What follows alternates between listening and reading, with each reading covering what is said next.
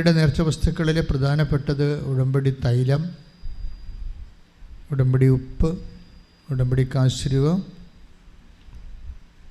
പിന്നെ എല്ലാം ബ്ലെസ്ഡ് ആർട്ടിക്കിളാണ്,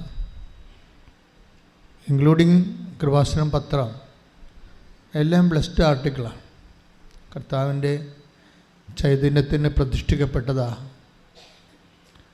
അത് അതിൻ്റെ ഒരു അറിവോടുകൂടി നമ്മൾ അനുവർത്തിക്കുമ്പോഴാണ് നമ്മൾക്ക് അനുഭവങ്ങൾ ഉണ്ടാവുന്നത്. ഓരോ നേർച്ച വസ്തുവിനും അതിൻ്റെ തനത് അനുഭവങ്ങളുണ്ട്. എല്ലാത്തിനും ഒരേ അനുഭവമല്ല. ഇപ്പോൾ ഉടമ്പടി തൈലം നമ്മൾ ഉപയോഗിക്കുന്നു. ഉടമ്പടി തൈലം ഉപയോഗിക്കുന്നത് എന്തിനാണ്? കോൺസെക്രേറ്റ് ചെയ്യണം. ദൈവത്തിന് വേണ്ടി പ്രതിഷ്ഠ തൈലം എന്നാണ് വിളിക്കുന്നത് അതിനെ.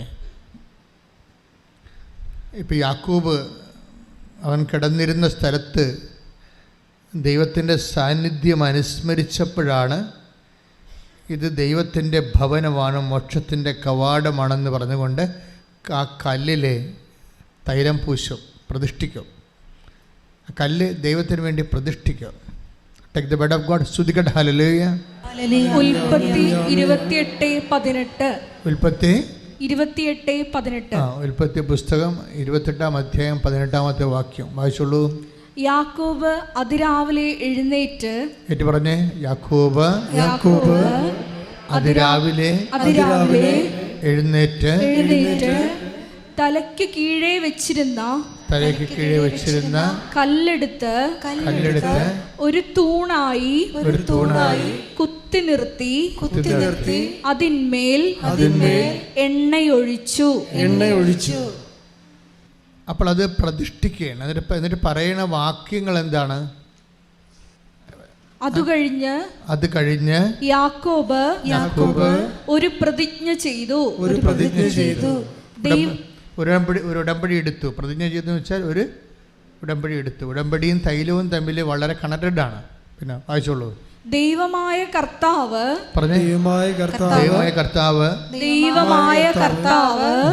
എന്റെ കൂടെ ഉണ്ടായിരിക്കുകയും ഈ യാത്രയിൽ എന്നെ സംരക്ഷിക്കുകയും എനിക്ക് ഉണ്ണാനും ഉടുക്കാനും തരുകയും എന്റെ പിതാവിന്റെ വീട്ടിലേക്ക് സമാധാനത്തോടെ ഞാൻ തിരിച്ചെത്തുകയും ചെയ്താൽ കർത്താവായിരിക്കും എന്റെ ദൈവം. അപ്പോൾ ഇതെല്ലാം ഉടമ്പടി ചെയ്യുമ്പോൾ നിബന്ധനകൾ വെക്കുന്നുണ്ട്. എന്തൊക്കെയാണ് നിബന്ധനകൾ? എനിക്ക് ഉണ്ണാൻ തരണം, ഉടുക്കാൻ തരണം, എൻ്റെ വീട്ടിൽ എനിക്ക് തിരിച്ച് സമാധാനത്തോടെ എത്തിച്ചേരണം. അപ്പോഴെന്താണ്? എൻ്റെ യാത്രയെല്ലാം നീ എൻ്റെ കൂടെ സഞ്ചരിക്കണം. ഇതെല്ലാം നമ്മൾ എല്ലാ ദിവസവും കേൾക്കുന്ന സാക്ഷ്യങ്ങളാണ്. ഉണ്ണാൻ കൊടുക്കുന്നവരുടെ സാക്ഷ്യമുണ്ട്, ഉടുക്കാൻ കൊടുക്കുന്നവരുടെ സാക്ഷ്യമുണ്ട്, സമാധാന വീട്ടിൽ എത്തിച്ച് കൊടുക്കുന്നവരുടെ സാക്ഷ്യമുണ്ട്. അതെല്ലാം ഇപ്പം തന്നെ ഈ ദിവസങ്ങളിൽ വന്നൊരു സാക്ഷ്യം ഒരു മേരി ഗ്രേസിൻ്റെ സാക്ഷ്യമാണ്. മേരി ഗ്രേസ് തൈലമൊക്കെ പൂശി ആണ് PSC ടെസ്റ്റിന് പോണത്. അപ്പം ടെസ്റ്റ് സംഭവിച്ച കാര്യങ്ങൾ പറയുകയാണ്. ഇവളുടെ വയസ്സൊക്കെ കൂടി പല PSC പരീക്ഷകളും തോറ്റു. ഇതൊരു ലാസ്റ്റ് ഓപ്ഷനാണ്. ഉണ്ണാനും ഉടുക്കാനും വേണ്ടിയുള്ള പദ്ധതിക്കുള്ള അവസാനത്തെ ഒരു യാത്രയാണ്.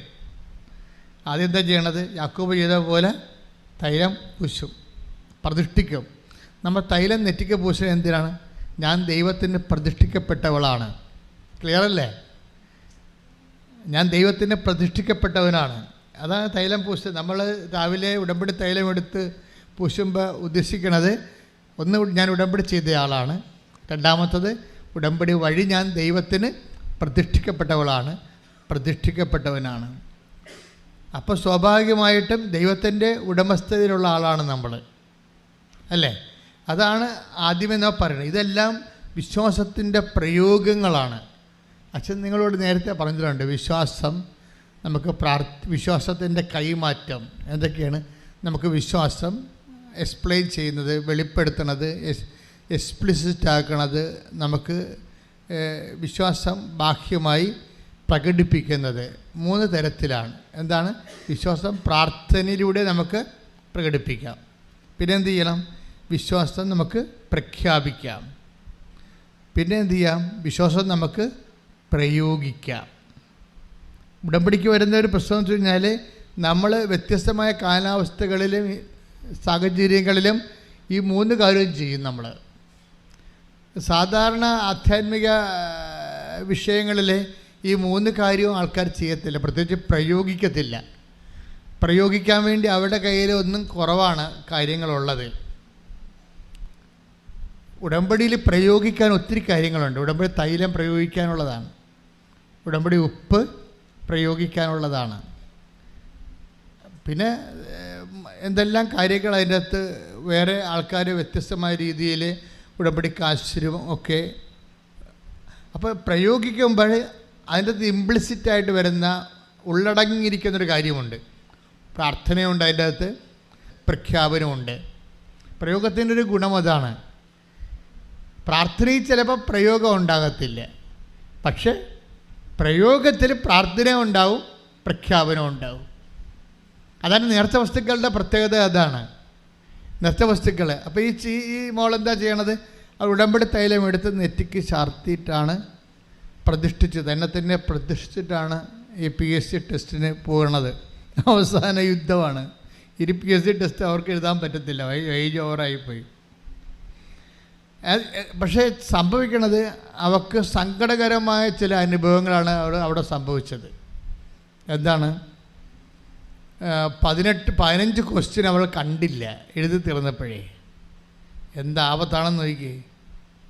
ആപത്ത് ഓട്ടോറിക്ഷയെ വിളിച്ച് വരിക. എന്താ പ്രശ്നം വെച്ചാൽ 15 ക്വസ്റ്റ്യൻ കണ്ടില്ല ആൾ. പരീക്ഷ കഴിഞ്ഞ ആൾ പുറത്തിറങ്ങിയപ്പോഴാണ് അയ്യോ എന്നും പറഞ്ഞ് വെട്ടി പോയി. 15 ക്വസ്റ്റ്യൻ, 2-3 ക്വസ്റ്റ്യൻ അല്ലേ, 15 ക്വസ്റ്റ്യൻ. അപ്പോൾ പിന്നെ എന്താ, തന്നെയല്ലേ ഇതെല്ലാം അറിയാവുന്നതാണ് ആളിനെ. അതോർത്തപ്പോൾ പിന്നെ കണ്ണിൽ നിന്ന് ചോരയാണ് വരണത്. ഇതെല്ലാം അറിയാവുന്ന സംഭവമാണ്, എല്ലാം അറിയാവുന്ന സംഭവമാണ്, കാണാതെ പോയത്. അപ്പോൾ നമ്മൾ ഓർക്കും, ഇത്രയും ഞാൻ ഉടമ്പടിയും എടുത്ത് ഇത്രയും കഷ്ടപ്പെട്ട് പോയിട്ടും അവസാനം ദൈവം എന്നെ ഇത് മറച്ച് കളഞ്ഞല്ല എന്ന് ഓർക്കും. ദൈവത്തിന് അങ്ങനെ ഒരു സംഭവമുണ്ട്, മറച്ച് കളയുന്ന പരിപാടി. പണ്ട് ശൂന്യംകാരി വരുമ്പോൾ ശൂന്യംകാരിയുടെ മകൻ മരിച്ച്. അപ്പോൾ ശൂന്യംകാരി കരഞ്ഞു പിടിച്ച് മലയിറങ്ങി വരുന്നത് ഏലിയ പ്രവാചകൻ അകലെയെന്ന് കണ്ട്, ശൂന്യംകാരി, കർത്താവ് അവളുടെ കാര്യം എന്നിൽ നിന്ന് മറച്ച് കളഞ്ഞല്ലോ എന്ന് നെടുവീർപ്പിട്ട് സങ്കടപ്പെടുകയാണ്. അവളുടെ കാര്യത്തിൽ അവളുടെ കുഞ്ഞ് മരിച്ചു, അതാണ് പ്രശ്നം. കുഞ്ഞ് മരിക്കണ കാര്യം ഈ ഏലിയ പ്രവാചകൻ പ്രാർത്ഥിച്ചിട്ടാണ് കുഞ്ഞ് ജനിച്ചത്.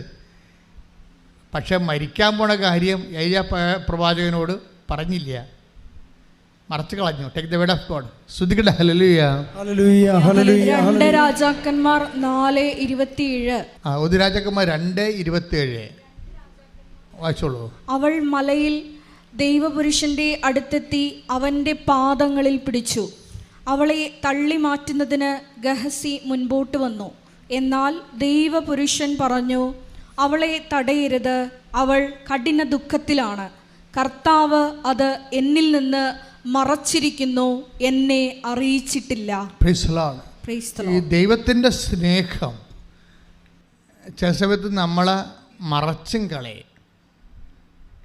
അപ്പം നിങ്ങൾക്ക് എന്തെങ്കിലും കാര്യം ദൈവമേ ഇത് ദൈവത്തിന് അറിയാമായിരുന്നല്ലോ, എന്നിട്ടും പിന്നെ നീ എന്താണ് എന്നോട് ഇങ്ങനെ ചെയ്തത്, എനിക്കൊരു ക്ലൂ തന്നിരുന്നെങ്കിൽ ഞാൻ തീർച്ചയായിട്ടും വിസക്ക് പൈസ കൊടുക്കത്തില്ലായിരുന്നു, ഇപ്പം 4 ലക്ഷം പോയില്ലേ, നീ അതിൽ നിന്നത് മറച്ച് കളഞ്ഞില്ലേ എന്ന് ചോദിക്കാം. നമുക്ക് ദൈവത്തോട് എന്ത് ചോദ്യങ്ങൾ വേണമെങ്കിൽ ചോദിക്കാം. പക്ഷേ എൻ്റെ ഒരു അഭിപ്രായത്തിൽ ഒന്നും ചോദിക്കാതിരിക്കുന്നതാണ് നല്ലത്. എന്താ കാര്യം ചെയ്യുന്നത്? ദൈവത്തിനോട് സ്നേഹമുള്ളവരെ, ദൈവം ഇതിൻ്റെ അകത്ത് കക്ഷിയാണെങ്കിൽ നിങ്ങൾക്ക് അബദ്ധം വന്നാൽ മിണ്ടാതിരിക്കുന്നതാണ് നല്ലത്. നിങ്ങൾ ചില പരിപാടിയൊക്കെ ചെയ്യണത് ദൈവമായിട്ട് ബന്ധമില്ലല്ലോ. അത് നിങ്ങൾ ആരെങ്കിലും കൂട്ടുകാർ വന്ന് പറഞ്ഞ് ഞാൻ പോകുന്നുണ്ട് നീയും പോര് നല്ല ഏജൻ്റ് ആണെന്നൊക്കെ പറയുമ്പോൾ നിങ്ങൾ അവളെ സൂചിപ്പിക്കാൻ വേണ്ടി കാശ് കൊണ്ടേ കൊടുക്കണതാണ്. അതിന് ദൈവം കക്ഷിയല്ല അതിൻ്റെ അകത്ത്. പക്ഷേ നിങ്ങൾ ഉടമ്പടി എടുത്തതിന് ശേഷം ദൈവം നിങ്ങളുടെ ജീവിതത്തിൻ്റെ വിഷയത്തിൽ കക്ഷിയാകുകയാണ്. നിങ്ങളൊരു കക്ഷി, ദൈവം ഒരു കക്ഷി, ബയലാറ്ററലായിട്ടുള്ള എഗ്രിമെൻ്റാണിത്. അങ്ങനെ ഉടമ്പെടുക്കുമ്പോൾ സ്വാഭാവികമായിട്ട് നിങ്ങൾ ദൈവനിരീക്ഷണത്തിലാണ്. അതിലെന്തെങ്കിലും ഒരു അബദ്ധം വന്ന് ലാഗ് ചെയ്യണമെങ്കിൽ എൻ്റെ മക്കളെ എടുത്തോ പിടിച്ചോ എന്ന് പറഞ്ഞ് ദൈവത്തിൻ്റെ കഴുത്തെ കയറരുത്. മണ്ടത്തരമാണത്. എന്താ വെച്ചാൽ കാര്യം, കർത്താവിന് അതിനേക്കാൾ ബെറ്റർ സെലക്ഷൻ ഉണ്ടെന്ന് അർത്ഥം. അമ്മയുടെ ഒരു ഏറ്റവും വലിയ പ്രശ്നം ഇതാണ്, കുരിശ് പെരുകുമ്പോൾ അമ്മ മിണ്ടത്തില്ല. എൻ്റെ മക്കളെ ഒരു കാര്യം നിങ്ങൾ മനസ്സിലാക്കണം. അതായത് നിങ്ങൾ എപ്പോഴും cash and kind physical favours മാത്രമാണ് ദൈവത്തിൽ നിന്ന് കിട്ടണമെന്ന് പറഞ്ഞുകൊണ്ട് നിങ്ങൾ ദൈവത്തെ സമീപിക്കരുത്. It is not sense. ദൈവത്തിൽ നമുക്ക് ലഭിക്കാൻ സാധ്യതയുള്ളത് എന്താണ്? The power of the Almighty, ദൈവത്തിൻ്റെ ശക്തിയാണ്. ദൈവത്തിൻ്റെ ശക്തി നമുക്ക് ലഭിച്ചാൽ ജീവിതത്തിൻ്റെ എന്ത് കാര്യത്തിന് വേണ്ടി വേണമെങ്കിലും അത് ഉപയോഗിക്കാൻ പറ്റും. അതിന് കൃപ എന്താണെന്നാണ് വിളിക്കുന്നത്. ഫിസിക്കൽ ഫേവേഴ്സിന് നമ്മൾ അനുഗ്രഹങ്ങളെന്നാണ് വിളിക്കുന്നത്. നിങ്ങൾ പലപ്പോഴും ദൈവത്തോട് തട്ടുപിടുത്തത്തിന് പോണത് അനുഗ്രഹങ്ങൾ നഷ്ടപ്പെടുന്നത് കൊണ്ടാണ്. അനുഗ്രഹങ്ങൾ ദൈവത്തിന് മുമ്പിൽ ഒരു വിലയുമില്ല. അത് ദൈവം ആർക്ക് വേണമെങ്കിലും കൊടുക്കും. നിരീശ്വരവാദിക്ക് വേണമെങ്കിലും അനുഗ്രഹം കൊടുക്കും. ഞാൻ പണ്ട് നിങ്ങളോട് പറഞ്ഞിട്ടുള്ളതാണ്, ജനറ്റിക്കൽ ബ്ലെസ്സിങ്സ് ഉള്ളതാണെന്ന്. ജനറ്റിക്കൽ ബ്ലെസ്സിങ്സ് അല്ലേ, ജനിതക ആനുകൂല്യം എന്ന് പറയും. എന്താണത്? ജനിപ്പിച്ചപ്പോൾ തന്നെ ദൈവം കൊടുത്തതാണ്. Take the bed of God, സന്താന പുഷ്ടിയുള്ളവരായി പെരുകി. സ്തുതിക്കട്ടെ. ഹല്ലേലൂയ, ഹല്ലേലൂയ, ഹല്ലേലൂയ, ഹല്ലേലൂയ, ഹല്ലേലൂയ, ഹല്ലേലൂയ. യേശുവേ നന്ദി, യേശുവേ സ്തുതി, യേശുവേ ആരാധന. ഹല്ലേലൂയ, ഹല്ലേലൂയ, ഹല്ലേലൂയ. ഉൽപ്പത്തി 17:2. ഉൽപ്പത്തി 17:2. നീയുമായി ഞാൻ എൻ്റെ ഉടമ്പടി സ്ഥാപിക്കും. അത് ഉടമ്പടിയാണ് കേട്ടാ. ദൈവമായിട്ടുള്ള എല്ലാ ഏർപ്പാടുകളും ഉടമ്പടിയാണ്. ഞാൻ നിനക്ക് വളരെയേറെ സന്തതികളെ നൽകും. ഞാൻ നിനക്ക് വളരെയേറെ സന്തതികളെ നൽകും. അതായത് ദൈവത്തെ ജനിതകമെന്ന് പറയുന്നത് ജനിച്ചിപ്പിച്ചപ്പോൾ കൊടുത്തതാണ്. അത് 17:2 അല്ലത്. അത് മനുഷ്യനെ സൃഷ്ടിച്ചപ്പോൾ സന്താന പുഷ്ടിയുള്ളവരായി പെരുകി ഭൂമിയെ കീഴടക്കുവിൻ. ശ്രുതിക്കട്ടെ. Take the bed of God. ശ്രുതിക്കട്ടെ. ഹല്ലേലൂയ, ഹല്ലേലൂയ, ഹല്ലേലൂയ, ഹല്ലേലൂയ, ഹല്ലേലൂയ, ഹല്ലേലൂയ, ഹല്ലേലൂയ. യേശുവേ നന്ദി, യേശുവേ സ്തുതി. ഹല്ലേലൂയ, ഹല്ലേലൂയ, ഹല്ലേലൂയ, ഹല്ലേലൂയ, ഹല്ലേലൂയ, ഹല്ലേലൂയ, ഹല്ലേലൂയ, ഹല്ലേലൂയ. ഉൽപ്പത്തി 1:28. ഉൽപ്പത്തി 1:28. ദൈവം അവരെ ഇങ്ങനെ അനുഗ്രഹിച്ചു. That is blessing, physical favours. ദൈവം പറഞ്ഞ ദൈവം ഇങ്ങനെ അവരെ അനുഗ്രഹിച്ചു. സന്താന പുഷ്ടിയുള്ളവരായി പെരുകുവിൻ. പറഞ്ഞ് സന്താന പുഷ്ടിയുള്ളവരായി പെരുകുവിൻ. സന്താന പുഷ്ടിയുള്ളവരായി പെരുകുവിൻ. ഭൂമിയിൽ നിറഞ്ഞ് അതിനെ കീഴടക്കുവിൻ. ഭൂമിയിൽ നിറഞ്ഞ് അതിനെ കീഴടക്കുവിൻ. അപ്പോൾ ഇതാണ് വിഷയം. 2 കാര്യങ്ങൾക്കാണ് മനുഷ്യന് അനുഗ്രഹങ്ങൾ. ഒന്ന് ഫിസിക്കൽ ഫേവേഴ്സ്, അത് തീർച്ചയായിട്ടും ബോഡി പവറാണ്. സന്താന പുഷ്ടിയൊക്കെ ഉണ്ടാകുന്നതെല്ലാം മസിൽ പവറാണ്. പിന്നെ എന്താണ്? പിന്നെ കൊടുത്തിരിക്കുന്നത് എന്താണ്? ഭൂമിയെ കീഴടക്കുവിൻ. ഭൂമിയിലുള്ള എല്ലാ മനുഷ്യന് ഉണ്ടാകുന്ന എല്ലാ വെല്ലുവിളികളെയും നമുക്ക് അതിജീവിക്കാനുള്ളതാണ്. ശാസ്ത്രമൊക്കെ അങ്ങനെയാണ് വരണത്. ശാസ്ത്രമൊക്കെ വരുന്നത് അങ്ങനെയാണ്. ഭൂമിയെ മനുഷ്യൻ കീഴടക്കുകയാണ്. ഭൂമിയിലെ രോഗാണുക്കളെ, വൈദ്യശാസ്ത്രം ചെയ്യണത് എന്താണ്? ഭൂമിയിലെ രോഗാണുക്കളെ കീഴടക്കുന്നു. അതുപോലെ ഓരോ സംഭവങ്ങളും മനുഷ്യൻ്റെ ജീവിതം, പൂർണ്ണമായ ജീവിതം അനായാസമാക്കി തീർക്കുന്ന എല്ലാ മെക്കാനിസംസും സയൻസാണ്. അതെല്ലാം ഭൂമിയെ കീഴടക്കലാണ്. നമ്മളൊരു ഉപഗ്രഹം വിടണത് എന്തിനാ? അത് ശാസ്ത്രമാണ്. ഇപ്പോൾ ചന്ദ്രനിൽ ഇറങ്ങാൻ പോകുന്ന സമയമാണ്. ഒരു ഈ ദിവസങ്ങളിലാണ്. അപ്പം അങ്ങനെ വരുമ്പോൾ അതൊരു ഭൂമിയെ കീഴടക്കലാണ്. നമ്മളിങ്ങനെ ഉപഗ്രഹങ്ങളൊക്കെ അതുപോലെ തന്നെ ഈ ചന്ദ്രയാനൊക്കെ ചെയ്യുമ്പോൾ നമുക്കുണ്ടാകുന്നത് ശാസ്ത്രജ്ഞാനം വർദ്ധിക്കുകയാണ്, സാങ്കേതിക ജ്ഞാനം വർദ്ധിക്കുകയാണ്. അപ്പോൾ അത് വർദ്ധിക്കുന്ന അനുസരിച്ച് കൊണ്ട് നമുക്ക് ഇപ്പോൾ ഉപഗ്രഹങ്ങൾ തന്നെ വിടുന്ന നമുക്ക് കാലാവസ്ഥയെക്കുറിച്ച് പ്രെഡിക്റ്റ് ചെയ്യാൻ പറ്റും. ഒരു കൊടുങ്കാറ്റ് വരുന്നുണ്ടെങ്കിൽ അത് മനുഷ്യനെ വൈപ്പ് ഔട്ട് ചെയ്ത് കടലിൽ കൊണ്ട് മുക്കിക്കൊന്ന് കളയുന്നുണ്ടെങ്കിൽ ഒരു 10 ദിവസം മുമ്പ് തന്നെ അത് പ്രിഡിക്റ്റ് ചെയ്യും. കത്രീന കൊടുങ്കാറ്റ് വരുന്നുണ്ട്, അത് കേരളത്തിൻ്റെ തീരം തൊടാൻ സാധ്യത.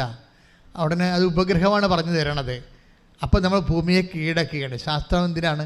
അപ്പം ശാസ്ത്രത്തിൻ്റെ എല്ലാ അനുഗ്രഹങ്ങളും ദൈവം കൊടുത്തതാണ്. സയൻസിൻ്റെ എല്ലാ അനുഗ്രഹങ്ങളും മനുഷ്യന് ബുദ്ധി കൊടുത്തപ്പോഴേ ഇവിടെ ജീവിച്ച് ഇത് ഭൂമിയിലുണ്ടാകുന്ന ജീവൻ നിലനിർത്തുന്നതിനെതിരെ നിൽക്കുന്ന എല്ലാ ശക്തികളെയും നമുക്ക് കീഴടക്കാൻ ദൈവം ആദ്യമേ തന്നെ നമുക്ക് ആശീർവാദം തന്നിട്ടുണ്ട്. അതിന് നമ്മൾ ഫിസിക്കൽ ബ്ലെസ്സിങ്സ് എന്നാണ് പറയണത്. അതിനിപ്പോൾ ക്രിസ്ത്യാനി ആകണമെന്ന വിശ്വാസിയാകണമെന്ന ഒരു നിർബന്ധവും ഇല്ല. ആർക്ക് വേണമെങ്കിലും, ഒരു മനുഷ്യനായി കഴിഞ്ഞാൽ ആർക്ക് വേണമെങ്കിലും ഈ ഫിസിക്കൽ ബ്ലെസ്സിങ്സ് കിട്ടും. ഇപ്പം എല്ലാവർക്കും വിശ്വാസമില്ലാത്ത എന്തുമാത്രം മനുഷ്യരാണ് ഉള്ളത് ഇല്ലേ? അവർക്ക് ഫിസിക്കൽ ബ്ലെസ്സിങ്സ് ഇല്ലേ? അവർക്ക് എന്തുമാത്രം അനുഗ്രഹമുണ്ട്. അത് ദൈവം ആദ്യമേ കൊടുത്തിരിക്കുന്നതാണ്. അവരംഗീകരിക്കുന്നില്ല എന്നുള്ളത് അതവരുടെ മാനസിക പരിമിതികളാണ്. അതിന് ദൈവത്തിനൊന്നും ചെയ്യാനില്ല. പക്ഷേ ദൈവം ഇതെല്ലാം കണ്ട് പരിപാലനയുടെ ഭാഗമായി നേരിട്ട് കൊടുക്കുന്നതാണ്. ഇതെല്ലാം സന്താനപുഷ്ടിയുടെ പെരുകണം, പിന്നെ എന്താ, ഭൂമിയെ കീഴടക്കണം. ഇതാണ് ഫിസിക്കൽ ബ്ലെസ്സിങ്സ് എന്ന് പറയുന്നത്. ഇതിന് പ്രാർത്ഥിക്കേണ്ട പോലും കാര്യമില്ല. എന്തിനാ പ്രാർത്ഥിക്കണത്? പ്രാർത്ഥിച്ചില്ലെങ്കിലും ഇതൊക്കെ കിട്ടാവുന്നേ ഉള്ളൂ. പിന്നെ നമ്മളെ ആരാണ് ഈ പ്രാർത്ഥിക്കണത്? ഇതിനകത്ത് തന്നെ മെറിറ്റ് ഒരു വിഷയം കോമ്പറ്റീഷൻ സബ്ജക്റ്റ് ആയിക്കഴിഞ്ഞാൽ, ഇപ്പം നമ്മളിപ്പോൾ നിങ്ങൾക്ക് ആർട്ടിഫിഷ്യൽ ഇൻ്റലിജൻസിനെ പഠിക്കണം. That's okay. നിങ്ങൾക്ക് അതിനുള്ള ഭൂമിയെ കീഴടക്കാൻ കർത്താവ് അനുഗ്രഹിച്ചിട്ടുണ്ട്. പക്ഷേ എന്താ പ്രോബ്ലം വന്നിരിക്കണത്? എന്താ? ആർട്ടിഫിഷ്യൽ ഇൻ്റലിജൻസ് പഠിക്കണം നിങ്ങൾക്ക്, അതിൻ്റെ സീറ്റ് കുറവാണ്. കാര്യം പുതിയ സബ്ജക്റ്റ് ആയത് കാരണം, എല്ലായിടത്തും അതിന് പറ്റിയ ലാബോറട്ടറീസ് കുറവായ കാരണം നമുക്ക് യൂണിവേഴ്സിറ്റികളിൽ, ഇന്ത്യൻ യൂണിവേഴ്സിറ്റികളിൽ ചിലയിടത്തൊക്കെ സീറ്റ് കുറവാണ്. പക്ഷേ എല്ലാവരും ഇപ്പോൾ പണ്ട് ബികോമിന് ഇടിച്ച് കയറിയ ആൾക്കാരെല്ലാം ഇപ്പോൾ ആർട്ടിഫിഷ്യൽ ഇൻ്റലിജൻസിലേക്ക് ഇടിച്ച് കയറുകയാണ്. എന്താ? പക്ഷേ സീറ്റില്ല അവിടെ കോമ്പറ്റീഷൻ വരുന്നു. കോമ്പറ്റീഷൻ വരുമ്പോൾ എന്താ പ്രശ്നം? മെറിറ്റ് കുറവുള്ള ആൾക്കാരുണ്ടാവും. ബൈബിള് ഇതിനെയാണ് not by merit but by grace വെച്ചിരിക്കുന്നത്. പിടിയ ബ്ലെസ്സിങ്, അതായത് ഒരു വിഷയം നമ്മൾക്ക് ബ്ലെസ്സിങ്സിൻ്റെ ആ ചുറ്റുവട്ടങ്ങളിൽ നിന്ന് ചിലപ്പോൾ തെന്നി മാറും. കാര്യം എന്താണ്? ആൾക്കാരുടെ എണ്ണം കൂടും, മെറിറ്റുള്ള ആൾക്കാരുടെ എണ്ണം കൂടും, റാങ്ക് ലിസ്റ്റുള്ള ആൾക്കാരുടെ എണ്ണം കൂടുമ്പോൾ പക്ഷേ സീറ്റ് കുറവാകും. അപ്പോൾ എന്ത് പറ്റും? മെറിറ്റില്ലാത്ത ഈ മെറിറ്റെന്ന് പറയണ മെറിറ്റുണ്ടെങ്കിലും സീറ്റില്ലാത്ത കാരണം മെറിറ്റില്ലാത്ത പോലെയാകും. അങ്ങനെ വരുമ്പോൾ എന്ത് പറ്റും? നോട്ട് ബൈ മെറിറ്റാകും. അപ്പോൾ അതിന് ദൈവം വെച്ചിരിക്കുന്ന ഓപ്ഷനാണ് not by merit but by grace. നിൻ്റെ മെറിറ്റ് കൊണ്ടല്ല, എൻ്റെ കൃപ കൊണ്ടാണെന്ന്. ഹാർക്ക എന്ന് പറഞ്ഞ ഡൽഹി സെറ്റിലായിട്ടുള്ള ഒരു മലയാളി ഒരു സാക്ഷ്യം പറഞ്ഞ ഹാർക്ക. അവിടെ അമ്മയുടെ പേര് സോഫിയെന്ന്. അവിടെ പ്രശ്നം വെച്ചാൽ അവർക്ക് UN സ്റ്റാഫിൽ മത്സരിക്കണവർ UN സ്റ്റാഫായിട്ട് പരീക്ഷ എഴുതുകയാണ്. അപ്പോൾ UN സ്റ്റാഫ് എന്ന് പറയുമ്പോൾ അതിൻ്റെ ഒരു ടൈം എന്ന് പറയുന്നത്, അത് സെലക്ഷൻ കിട്ടിയ അതിൻ്റെ ടൈം 6 മാസമാണ്. പോസ്റ്റർ ചെയ്ത് കഴിഞ്ഞാൽ 6 മാസം വേണം അത്. പക്ഷേ UN സ്റ്റാഫ് എന്ന് പറയുമ്പോൾ എന്തുമാത്രം എല്ലാ രാജ്യങ്ങളിലുമുള്ള ആൾക്കാരാണ് UN സ്റ്റാഫിന് വേണ്ടി ആപ്ലിക്കേഷൻ കൊടുത്ത് എക്സാം ഫേസ് ചെയ്യണത്. അപ്പോൾ അവിടെ എന്നാ ചെയ്യണത്? അവളുടെ അമ്മ ഉടമ്പടി എടുത്തിട്ടുണ്ട്. അതാണ് അവിടെ ഗ്രേസ് എന്ന് പറയുന്നത്. ഉടമ്പടി എടുത്തിട്ടുണ്ട്. അപ്പോൾ അമ്മ ഉറപ്പായിട്ട് പറയും നിനക്കത് കിട്ടും. അപ്പോൾ എന്താണ് ഇവളെ അറ്റൻഡ് ചെയ്യണമെന്നുള്ളത് ഇവൾക്ക് കോൺഫിഡൻസ് ഇല്ല. അതുകൊണ്ട് ഇവൾ ഹാർക്ക അമ്മയോട് പറയും, ഞാനൊരു കാര്യം ചെയ്തിട്ടുണ്ട്, അമ്മ അത് എന്നോട് ചോദിക്കരുത്, എന്താണ് കാര്യമെന്ന് ചോദിക്കരുത്. കാര്യം എന്താണെന്ന് തോക്കുമെന്നറിയാം. ഇവൾക്ക് ഇങ്ങനെയുള്ള സ്റ്റുഡൻസിനുള്ള കുഴപ്പം, താൻ തോറ്റുവെന്ന് മറ്റുള്ളവർ അറിയണത് ഭയങ്കര ഷെയിമാണ്. അതാണ് അമ്മയോട് നേരത്തെ ജാമ്യം എടുക്കുവോള്. അമ്മ എന്താ അമ്മയോട് പറഞ്ഞത്? ഞാനൊരു കാര്യം ചെയ്തിട്ടുണ്ട്, പക്ഷേ അമ്മ ഞാൻ എന്താണ് ചെയ്തിരിക്കണമെന്ന് എന്നോട് ചോദിക്കരുത്. ഇവൾ UN ടെസ്റ്റ് എഴുതിയിരിക്കണതാണ് സംഭവം. ഇവളെങ്ങനെ തോക്കുമെന്നൊക്കെ ഉറപ്പാണ്. തോറ്റുപോയാൽ താൻ തോറ്റതാണെന്ന് അമ്മ പോലും അറിയരുത്. അപ്പം ചിലർക്കൊക്കെ അങ്ങനെയുള്ള ഒരു മാനസികാവസ്ഥ ഉണ്ട്. ഇത് മോശമായൊരു മാനസികാവസ്ഥയാണ്, മനസ്സിലായില്ലേ? ഞാൻ തോറ്റതാണെന്ന് അമ്മ പോലും അറിയരുതെന്ന് പറയുന്ന ഒരു മാനസികാവസ്ഥയില്ലേ, ഇറ്റ് ഈസ് എഗൻസ്റ്റ് സ്പിരിച്വാലിറ്റി, നമ്മുടെ ആധ്യാത്മികതയെതിരാണ്.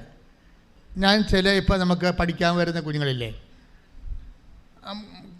പഠിക്കാൻ വരുന്ന, അതായത് പരീക്ഷയ്ക്ക് എഴുതാൻ വരുന്ന പ്രൊഫഷണൽസിൻ്റെ ശിരസ്സിൽ ഞാൻ തൈലം പൂശും, നെറ്റിയിലും പൂശും. എന്തിനങ്ങനെ പൂശണമെന്ന് വെച്ച് കഴിഞ്ഞാൽ, ഞാൻ അവർക്കൊരു ഉപദേശം കൊടുക്കും. നിങ്ങൾക്ക് കോൺഫിഡൻസ് ഉണ്ടാവരുത്. ശരിക്കും എന്താ കാര്യം, കോൺഫിഡൻസ് അല്ല നമുക്ക് വേണ്ടത്. നമുക്ക് വേണ്ടത് ദൈവാശ്രയമാണ് വേണ്ടത്. കോൺഫിഡൻസ് എന്ന് പറയുമ്പോൾ അതിനൊരു കുഴപ്പമുണ്ട് എന്ന് പറഞ്ഞ് നിങ്ങൾ കോൺഫിഡൻസ് കളയണമെന്നല്ല ഞാൻ പറയണത്. സ്പിരിച്വലി സ്പീക്കിംഗ് കോൺഫിഡൻസിന് വലിയ സ്കോറിങ് ഇല്ല. കോൺഫിഡൻസിന് നിങ്ങൾക്ക് ഞാനിപ്പോൾ ഏറ്റവും നല്ലവണ്ണം നടത്തിയിട്ടുള്ള അഭിഷേക കൺവെൻഷനൊക്കെ ഞാൻ വഴിനീളെ ഛർദ്ദിച്ച് അവശനായി എന്നെ ആൾക്കാർ പിടിച്ചുകൊണ്ട് പോയൊക്കെ അവിടെ കൊണ്ട് ഗ്രൗണ്ടിൽ ഇറക്കിയിട്ടുള്ള ചരിത്രങ്ങളുണ്ട്. അപ്പോൾ എനിക്കറിയാം എൻ്റെ തലയിലൊന്നുമില്ല, ഞാൻ പഠിച്ചതൊക്കെ മറന്നുപോയി, എനിക്ക് കോൺഫിഡൻസ് ഇല്ല. പക്ഷേ ഞാനൊരു നടത്തിയിട്ടുള്ള, ഇപ്പോഴല്ലേ ഞാൻ പുറത്ത് പോകാത്തത്, പണ്ട് എപ്പോഴും കൺവെൻഷൻ നടത്താൻ വേണ്ടി ഓരോ സ്ഥലത്ത് പോകും. പക്ഷേ പോകുമ്പോൾ എന്താ വെച്ചാൽ നമ്മളിപ്പോൾ എനിക്ക് ഇടവക, അല്ലെങ്കിൽ ഞാനൊരു റിലീജിയസ് അല്ലല്ലോ, ഇടവക വികാരിയല്ലേ. അപ്പോൾ ഇടവക വികാരി ആകുമ്പോൾ മിക്കവാറും മരിപ്പ്, കല്യാണം, ആ സമയത്ത് ഇറങ്ങുമ്പോഴായിരിക്കും ചിലപ്പോൾ ലാസ്റ്റ് സാക്രാമെൻ്റ് എന്നും പറഞ്ഞ ആൾക്കാർ വരുന്നത്. കടലോരത്താണ് ഇരിക്കണമെങ്കിൽ വള്ളം പുഞ്ചിരിക്കാൻ വരും. ഭയങ്കര തലവേദന പിടിച്ച പരിപാടിയായിരുന്നു. എന്നുവെച്ചാൽ നമുക്ക് ടെൻഷനായിരിക്കും എപ്പോഴും. നമ്മളിപ്പോൾ 6 മണിക്ക് കൺവെൻഷനിൽ കയറണം. അപ്പം നാട്ടിൽ നിന്ന് ഇറങ്ങുമ്പോൾ തന്നെ 3 മണിയാകും. വേറെ വല്ല ജില്ലയിൽ എറണാകുളത്ത് എവിടെയെങ്കിലുമൊക്കെ ഇരിക്കും. അപ്പോൾ ഇവിടുന്ന് ഇറങ്ങുമ്പോൾ തന്നെ അപ്പന അസുഖമായിട്ട് കിടക്കണം, ഒന്നുകൂടി കത്ത കൊടുക്കണമെന്ന് പറയും. അപ്പോൾ പിന്നെ എന്ത് ചെയ്യും, ആദ്യം വെച്ചാൽ അവൻ്റെ പുറകെ പോകും. അത് ചെയ്തിട്ടും വന്നിട്ടാണ് പിന്നെ പോകുമ്പോൾ സമയം തെറ്റിപ്പോവും. പിന്നെ ഇവിടുന്ന് അവിടം വരെ ജവമാല ചൊല്ലിക്കൊണ്ടിരിക്കും. ടെൻഷനാണേ, എന്ത് പറയണമെന്ന് അറിയത്തില്ല, ടെൻഷനാണ്. അതുകൊണ്ട് ജവമാല ചൊല്ലും. അപ്പോൾ നമ്മുടെ കോൺഫിഡൻസ് പോയി. ഞാൻ എൻ്റെ അനുഭവത്തിൽ നിന്നാണ് നിങ്ങളോട് പറയണത്. ഓരോ കാര്യങ്ങൾ, പല കാര്യങ്ങൾക്കും കോൺഫിഡൻസ് പോകണമെന്നാണ്. എനിക്ക് തോന്നുന്നത് ദൈവം ഒരു മനുഷ്യനെ രക്ഷിക്കാൻ വേണ്ടി, അവനെ സഹായിക്കാൻ വേണ്ടി ഇരിക്കുമ്പോൾ പലപ്പോഴും ചെയ്യണത് കോൺഫിഡൻസ് കളയുകയേ ചെയ്യത്തുള്ളൂ. കോൺഫിഡൻസ് എന്ന പ്രശ്നത്തിൽ അതൊരു വാതിലാണ്, ശരിക്കും അതൊരു അടഞ്ഞ വാതിലാണ്. ദൈവത്തെ സംബന്ധിച്ച് ഇത് എവർ ഓപ്പൺ ആയിരിക്കണം. ഇപ്പോൾ ഇവളുടെ പ്രശ്നം എന്താണ്, അവളുടെ കോൺഫിഡൻസ് പോയി. ആരുടെ? ഈ തുമ്പൊളിക്കാരത്തിയുടെ മേരി ഗ്രേസിൻ്റെ. അവൾക്ക് എന്താ കോൺഫിഡൻസ് കളഞ്ഞത്? ആ 15 ക്വസ്റ്റ്യൻ അവൾക്ക് അറിയാവുന്നതായിരുന്നു. ആ 15 ക്വസ്റ്റ്യൻ വിട്ടുപോയി, കണ്ടില്ല.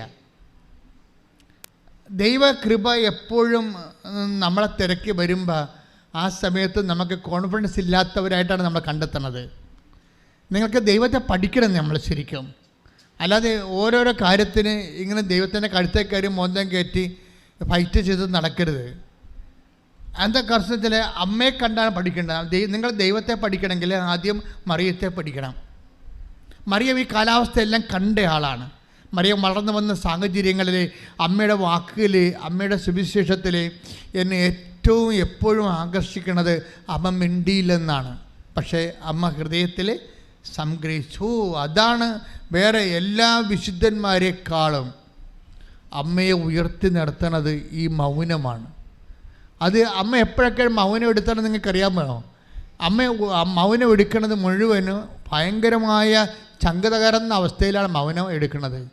നമുക്ക് ദൈവത്തോടൊരു യുദ്ധത്തിന് തയ്യാറാകുന്ന അവസ്ഥയിൽ ദൈവം നമ്മുടെ അസ്ഥിക്ക് മേൽ നിരക്കാത്ത ഒത്തിരി കാര്യങ്ങൾ ചെയ്യുമ്പോഴാണ് അമ്മ മൗനം പാലിക്കുന്നത്. ഒരിക്കലും അമ്മ മൗനം പാലിച്ചത് ഒരു പരിചയമില്ലാത്ത ആൾക്കാർ പെറ്റതറിയാൻ വരുമ്പോഴാണ്. ബന്ധുക്കളില്ല, സ്വന്തപ്പെട്ടവരില്ല, ആരുമില്ല. അപ്പോഴുണ്ട് പ്രാകൃതം പിടിച്ച കുറേ മനുഷ്യർ പാതിരാത്രി കയറി വരും, ഇടയന്മാർ. അപ്പോൾ അവർ പോയി കഴിയുമ്പോൾ അമ്മ മൗനം പാലിക്കും. ഒരു കാര്യമില്ലഞ്ഞ് 72-80 മണിക്കൂർ മുമ്പ് മര്യാദക്ക് വീട്ടിൽ പ്രസവിക്കാനുള്ള എല്ലാ കാര്യവും സെറ്റ് ചെയ്തുകൊണ്ട് അന്നാമ്മ സെറ്റ് ചെയ്ത കാര്യമാണിത്. അവിടുന്ന് പിടിച്ചിറക്കി കൊണ്ടുപോരുകയാണ്. ഒരു കാര്യമില്ലാതെ പിടിച്ചിറക്കി കൊണ്ടുപോരുകയാണ്. എന്നിട്ടാണ് ഈ ചാണാക്കുഴിക്കൊടുന്ന് പെറ്റി കിടത്തുന്നത്. അപ്പോൾ ഇത്രയും സങ്കടകരമായൊരവസ്ഥയിൽ ദൈവം ചെയ്യണത് എല്ലാം നെഗറ്റീവാണ് ചെയ്യണത് മുഴുവനും. ആ ഈ നെഗറ്റീവ് ചെയ്യുമ്പോഴും അതിൻ്റെ അകത്തുള്ള പോസിറ്റീവ്, അതിൻ്റെ അകത്തിരിക്കുന്ന പോസിറ്റീവ് അറിയണമെങ്കിൽ നല്ല സ്പിരിച്വാലിറ്റി വേണം. ദൈവം ചെയ്യണ നെഗറ്റീവാണ് ചെയ്യണത്, പക്ഷെ അമ്മയ്ക്ക് ഫീൽ ചെയ്യണ പോസിറ്റീവായിട്ടാണ്. ഇതാണ് സ്പിരിച്വാലിറ്റി എന്ന് പറയണത്, മരിയ സ്പിരിച്വാലിറ്റി. ദൈവം നമ്മോട് നെഗറ്റീവ് ചെയ്യും, നമുക്കത് പോസിറ്റീവായിട്ട് ഫീൽ ചെയ്യും. അതുകൊണ്ടാണ് അമ്മ റിയാക്ട് ചെയ്യാത്തത്.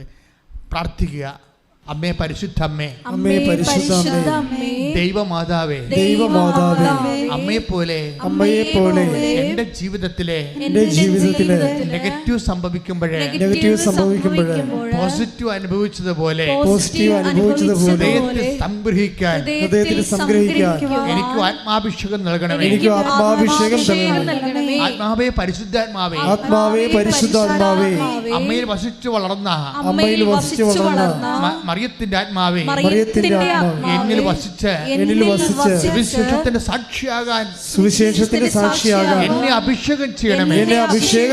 ശ്രദ്ധിക്കട്ടെ. ഹല്ലേലൂയ, ഹല്ലേലൂയ, ഹല്ലേലൂയ, ഹല്ലേലൂയ, യേശുവേ നന്ദി. ഹല്ലേലൂയ, ഹല്ലേലൂയ, ഹല്ലേലൂയ, ഹല്ലേലൂയ.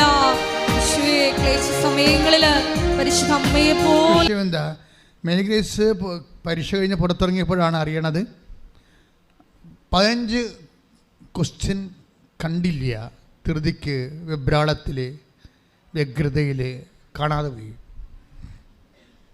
പക്ഷെ സങ്കടം എന്താ, ആ ക്വസ്റ്റ്യൻ എല്ലാം അറിയാവുന്ന ക്വസ്റ്റ്യനാണ്, അതാണ് പോയത്. അപ്പോൾ ജീവിതം തീർന്ന്.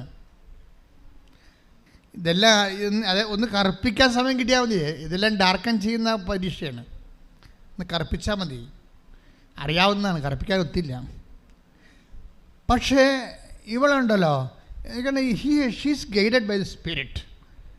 അതുകൊണ്ടാണ് ദൈവത്തിൻ്റെയൊക്കെ ഒന്ന് തോന്നിവാസം പറയാഞ്ഞത്. ചില വിഡ്ഢികൾ ഇങ്ങനെയുള്ള അവസ്ഥ വന്നാൽ ആദ്യം ദൈവത്തിൻ്റെ കഴുത്തേക്ക് ദൈവത്തിനെ പ്രതിയാക്കും. ദൈവം എൻ്റെ ആയിരുന്നു അവിടെ, എന്നൊന്ന് ഓർപ്പിച്ച് തന്നാൽ മതിയായതല്ല, എന്നൊന്ന് കാണിച്ചു തന്നാൽ മതിയായല്ല. പക്ഷെ മറിയം മിണ്ടത്തില്ല, നെഗറ്റീവ് സംഭവിച്ചാൽ മിണ്ടത്തില്ല. മേരി ഗ്രേസ് മിണ്ടിയില്ല കേട്ടോ. അറിഞ്ഞുകൊണ്ട് മിണ്ടാതിരുന്നോ അറിയാതെ മിണ്ടായിരുന്നോ നമുക്കറിയത്തില്ല. പക്ഷെ വൈകുന്നേരം ആയപ്പോൾ, രാത്രി ആയപ്പോൾ ആൻസർ കീ പബ്ലിഷ് ചെയ്ത് ഗവൺമെൻറ് പി എസ് സിയുടെ ആൻസർ കീ പബ്ലിഷ് ചെയ്ത്. ആൻസർ കീ പബ്ലിഷ് ചെയ്തപ്പോൾ എന്താ സംഭവം? ഇവൾ ഞെട്ടിപ്പോയി. കാര്യം ഇവൾക്ക് അറിയാമായിരുന്ന ചോദ്യങ്ങളല്ല ഇവൾ എഴുതി, ആ ചോദ്യങ്ങൾക്ക് ഇവൾ ഉദ്ദേശിച്ചിരുന്ന ആൻസറല്ല വന്നിരിക്കുന്നത്. അതാണ് പ്രശ്നം. അവൾ മനസ്സിൽ കണ്ട ആൻസറല്ല ആൻസർ കീയിലുള്ളത്. എങ്ങനെ ഇവൾ മനസ്സിൽ കണ്ടത് ഈ ചോദ്യങ്ങൾ മാതാവ് ഇവളെ കാണിക്കാതെ മറച്ചത് കൊണ്ടാണ് പ്രശ്നമായി. അപ്പം മാതാവ് ഈ ചോദ്യങ്ങളെ ഇവൾ എഴുതി തെറ്റിക്കുമെന്ന് മനസ്സിലാക്കിയിട്ട് ഇവളെ കാണിക്കാതെ അമ്മ അത് മറച്ചു കളഞ്ഞ്. ഇവളെങ്ങാനും അത് അറ്റൻഡ് ചെയ്തെങ്കിൽ എല്ലാം നെഗറ്റീവായി പോയണം. എന്താ കാര്യം? ഇവൾ ഉദ്ദേശിക്കണ മറുപടിയല്ല അതിന് കൊടുക്കേണ്ടത്. ആൻസർ കീയിൽ വേറെ ഉത്തരങ്ങളാണ്. അപ്പോൾ ഇവളെങ്ങാനും അത് കറുപ്പിച്ചെങ്കിൽ നെഗറ്റീവ് മാർക്ക് അടിക്കും. ഉള്ള മാർക്ക് കൂടി പോയണം. അവൾ അമ്മയോട് ഇത്ര ചോദിച്ചുള്ളൂ. വീട്ടിൽ നിന്ന് ഇറങ്ങുമ്പോൾ ഉടമ്പടി തൈലമെടുത്ത് നെറ്റിയെ ചേർക്കുമ്പോൾ പറയുമ്പോൾ 100 പേരിൽ ഉൾപ്പെട്ടില്ലെങ്കിൽ എനിക്ക് ജോലി കിട്ടത്തില്ല, എൻ്റെ അവസാനത്തെ ജോലിയാണ്. 100 പേരാണ് വിളിച്ചിരിക്കണത്, 100 പേർക്കാണ് ഉദ്യോഗം ഉള്ളത്. എഴുതണ ചിലപ്പോൾ 7000 പേരെ വല്ല ആയിരിക്കും.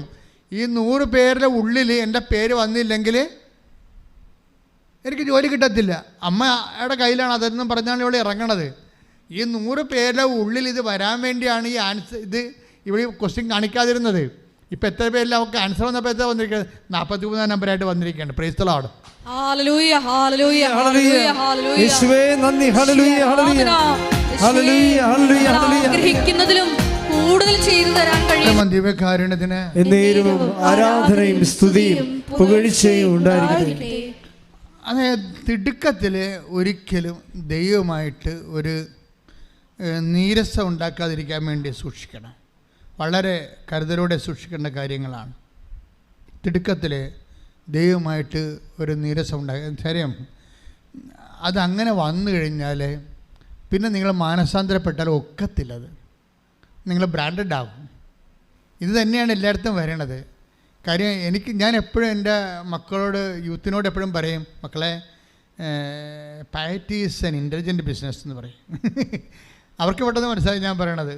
ഞാൻ പറഞ്ഞ മക്കളെ, ഭക്തിയും ഒരു ബുദ്ധിപരമായ പ്രക്രിയയാണ്, ഇമോഷണലായിട്ടല്ല.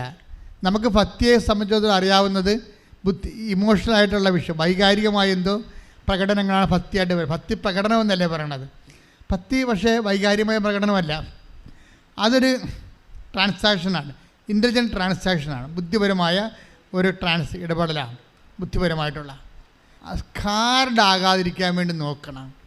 സ്കാർഡാകാതിരിക്കാൻ വെച്ച് കഴിഞ്ഞാൽ ഇപ്പം ഗർഭിണികളുടെയൊക്കെ ശരീരത്തിൽ ബോഡി ലൂസാകത്തില്ലേ, അപ്പോൾ പിള്ളേരൊക്കെ തൊടുമ്പോൾ അവർ തൊടിയിക്കത്തില്ല ശരീരത്തിൽ, അത് പാട് വീഴോടാ അല്ലേ, നമ്മൾ ഇളമ കൊണ്ട് നിൽക്കണം എന്നൊക്കെ പറയത്തില്ലേ, ബോഡി ലൂസ്ഡ് ആകണം. അവിടെ ഒരു ആരെങ്കിലും അത് കുഞ്ഞു പിള്ളേർ വല്ലതും മാന്തിക വല്ലതും ചെയ്ത് കഴിഞ്ഞാൽ കൂടെയുള്ള മൂത്ത കുട്ടികളൊക്കെ അമ്മയൊക്കെ പിടിച്ച് വലിക്കുകയൊക്കെ ചെയ്യുമ്പോഴേ പാട് വീണാൽ പിന്നെ പോകത്തില്ലത്.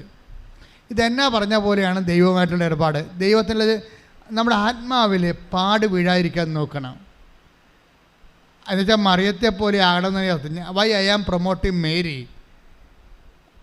ഞാനൊരു നിത്യസായ മാതാവിനല്ല നിങ്ങളുടെ അടുത്ത് പ്രൊമോട്ട് ചെയ്യണത്, ഞാൻ പ്രൊമോട്ട് ചെയ്യണത് കൃപാവര മധ്യസ്ഥയാണ് പ്രൊമോട്ട് ചെയ്യണത്. കൃപാസന മാതാവ് എന്ന് പറയുന്നത് ആരാ? കൃപാവര മധ്യസ്ഥയാണ്, മദർ ഓഫ് ഗ്രേസാണ്. വിമലാംബികയായാലും ശരി, കൃപാസന മാതാവായാലും ശരി, അവിടെ നമ്മളുടെ കവാടത്തിലിരിക്കുന്ന മജ്ഗോറ അമ്മയായാലും ശരി, മദർ ഓഫ് ഗ്രേസാണ് കൃപാസന മാതാവ്. അപ്പോൾ ഞങ്ങൾ ഇവിടുന്ന് പ്രൊമോട്ട് ചെയ്യണത് മദർ ഓഫ് ഗ്രേസാണ്, കൃപാവര മധ്യസ്ഥയാണ്. നമുക്കറിയാമല്ലോ, അവൻ്റെ നാമത്തിൽ വിശ്വസിക്കുന്നവർക്കെല്ലാം കൃപയ്ക്ക് മേൽ കൃപ. Take the word of God. സ്തുതിക്കട്ടെ. ഹല്ലേലൂയ, ഹല്ലേലൂയ, ഹല്ലേലൂയ, ഹല്ലേലൂയ, ഹല്ലേലൂയ. യേശുവേ നന്ദി, യേശുവേ സ്തുതി. ഹല്ലേലൂയ, ഹല്ലേലൂയ, ഹല്ലേലൂയ, ഹല്ലേലൂയ, ഹല്ലേലൂയ, ഹല്ലേലൂയ. ആരാധന, ആരാധന യേശുവേ, ആരാധന. പരിശുദ്ധ പരമ ദിവ്യകാരുണ്യത്തിന് എന്നേരവും ആരാധനയും സ്തുതിയും പുകഴ്ചയും ഉണ്ടായിരിക്കട്ടെ. വായിച്ചോളൂ.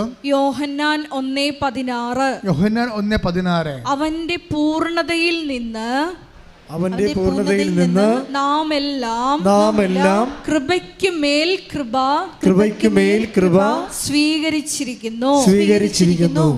അപ്പം നമ്മുടെ ആധ്യാത്മിക പൂർണ്ണതയിലേക്ക് പോകലേ, ആധ്യാത്മിക പൂർണ്ണതയിലേക്ക് നമ്മൾ എന്നും കൊന്നും ഒരുപോലെ ഇരിക്കത്തില്ലല്ലോ.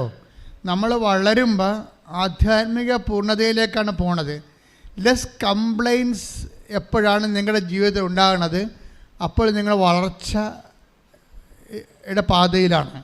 ലെസ് കംപ്ലൈൻസ് എന്നുവെച്ചാൽ പരാതികൾ കുറഞ്ഞു വരിക, പരിഭവങ്ങൾ കുറഞ്ഞു വരിക, ജീവിതത്തിൽ നിരാശകൾ കുറഞ്ഞു വരിക.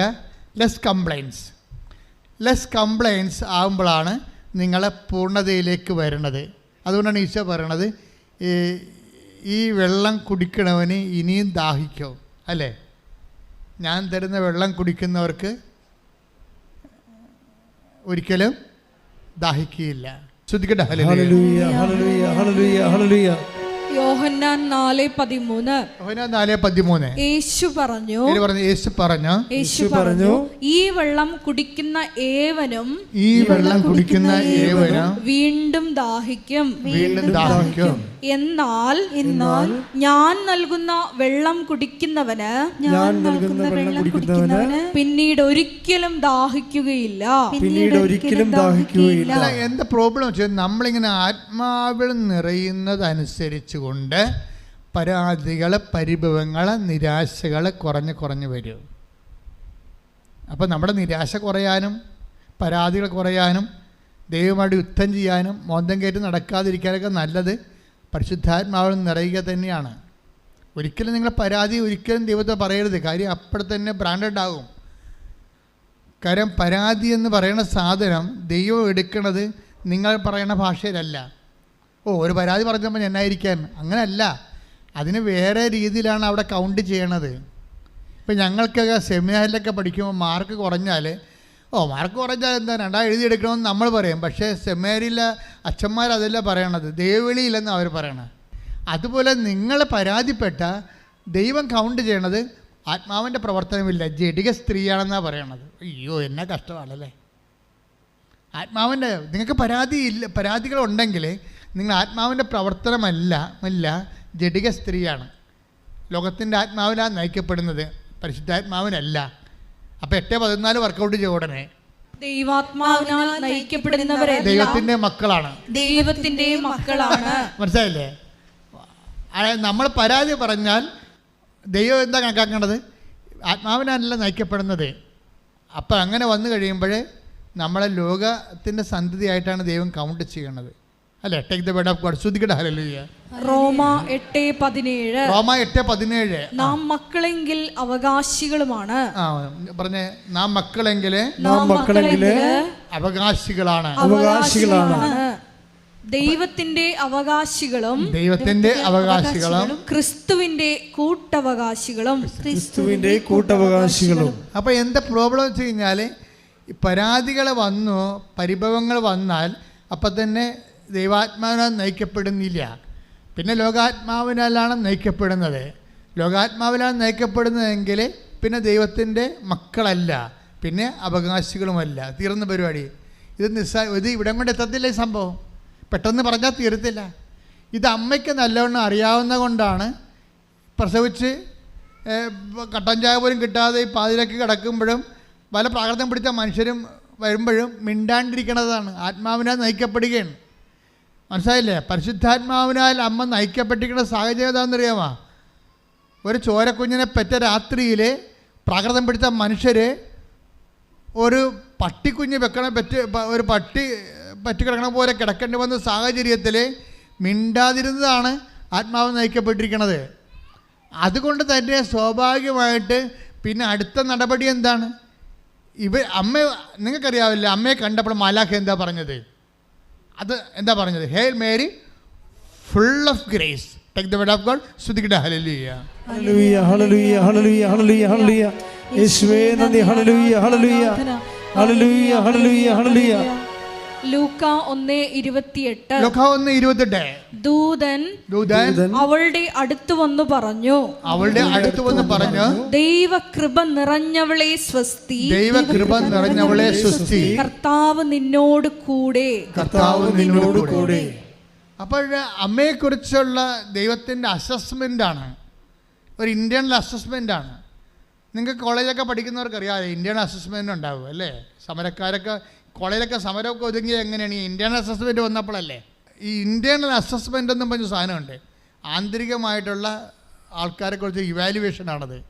അപ്പോൾ ആന്തരിക ഇവാലുവേഷൻ അതിപ്പോൾ ഓരോരുത്തർക്കും അല്ലേ പ്രശ്നം. അവിടെ സ്വഭാവം അതിൻ്റെ അകത്തുണ്ട്, അത് മാർക്കുണ്ട്. അതിന് കോളേജിലെ പെരുമാറ്റ രീതികൾക്ക് മാർക്കുണ്ട്. ആ ഇൻറ്റേർണൽ അസസ്മെൻ്റാണ് കറക്റ്റ് അസസ്മെൻറ്റ്. ദൈവത്തിന് മറിയത്തെക്കുറിച്ച് നല്ല ഇൻറ്റേർണൽ അസസ്മെൻ്റ് ഉണ്ട്, നമ്മളെക്കുറിച്ചുണ്ടേ. അതാണ് പ്രശ്നം. നമ്മളതാണ് ശ്രദ്ധിക്കേണ്ടത്.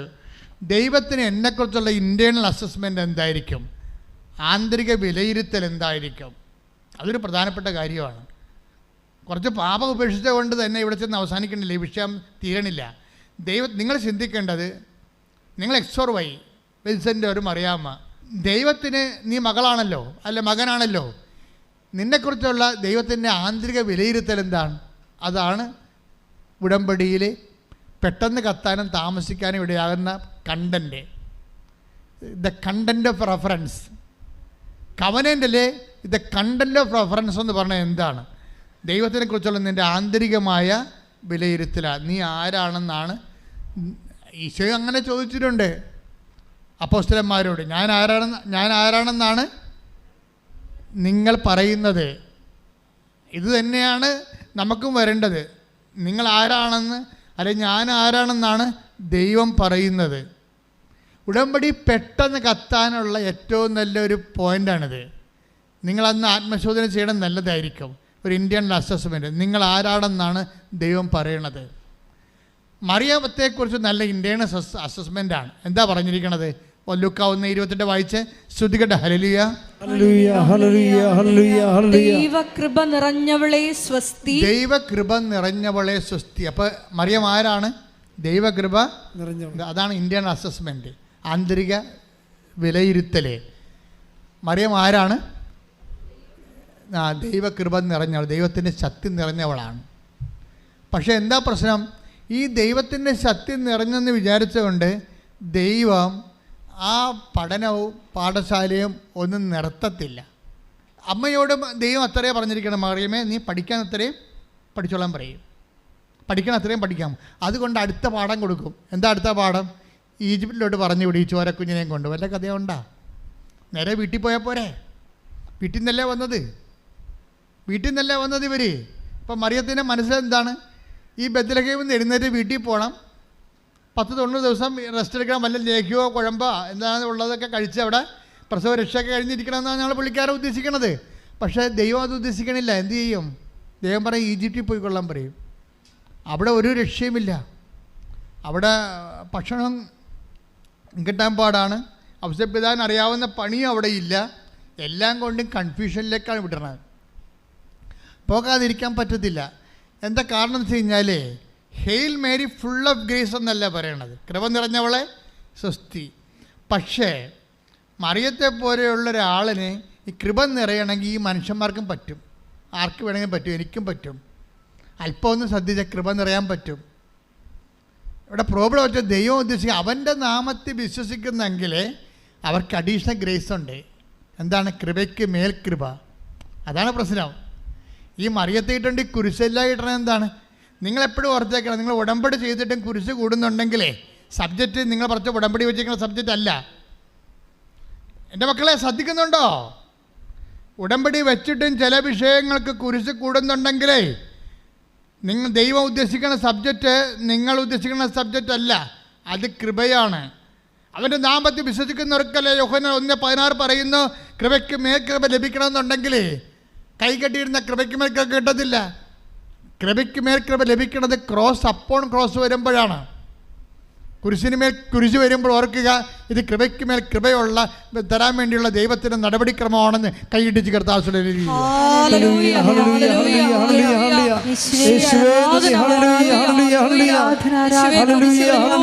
അതിന്റെ കൃപ നിറയ്ക്കുന്ന അവിടുത്തെ സ്നേഹത്തിന് ഞങ്ങൾ നന്ദി പറയുന്നു. ഹല്ലേലൂയ, മഹത്വം മഹത്വം, ആരാധന. കൃപയാലേ കൃപയാലേ കൃപയാൽ അനുദിനവും, കൃപയാലേ കൃപയാലേ കൃപയാൽ അനുദിനവും. എല്ലാവരും എഴുന്നേറ്റ് നിൽക്കുക.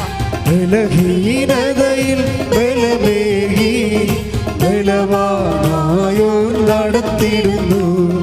ബലഹീനതയിൽ ബലമേകി ബലവാനായോ നടത്തിടുന്നു.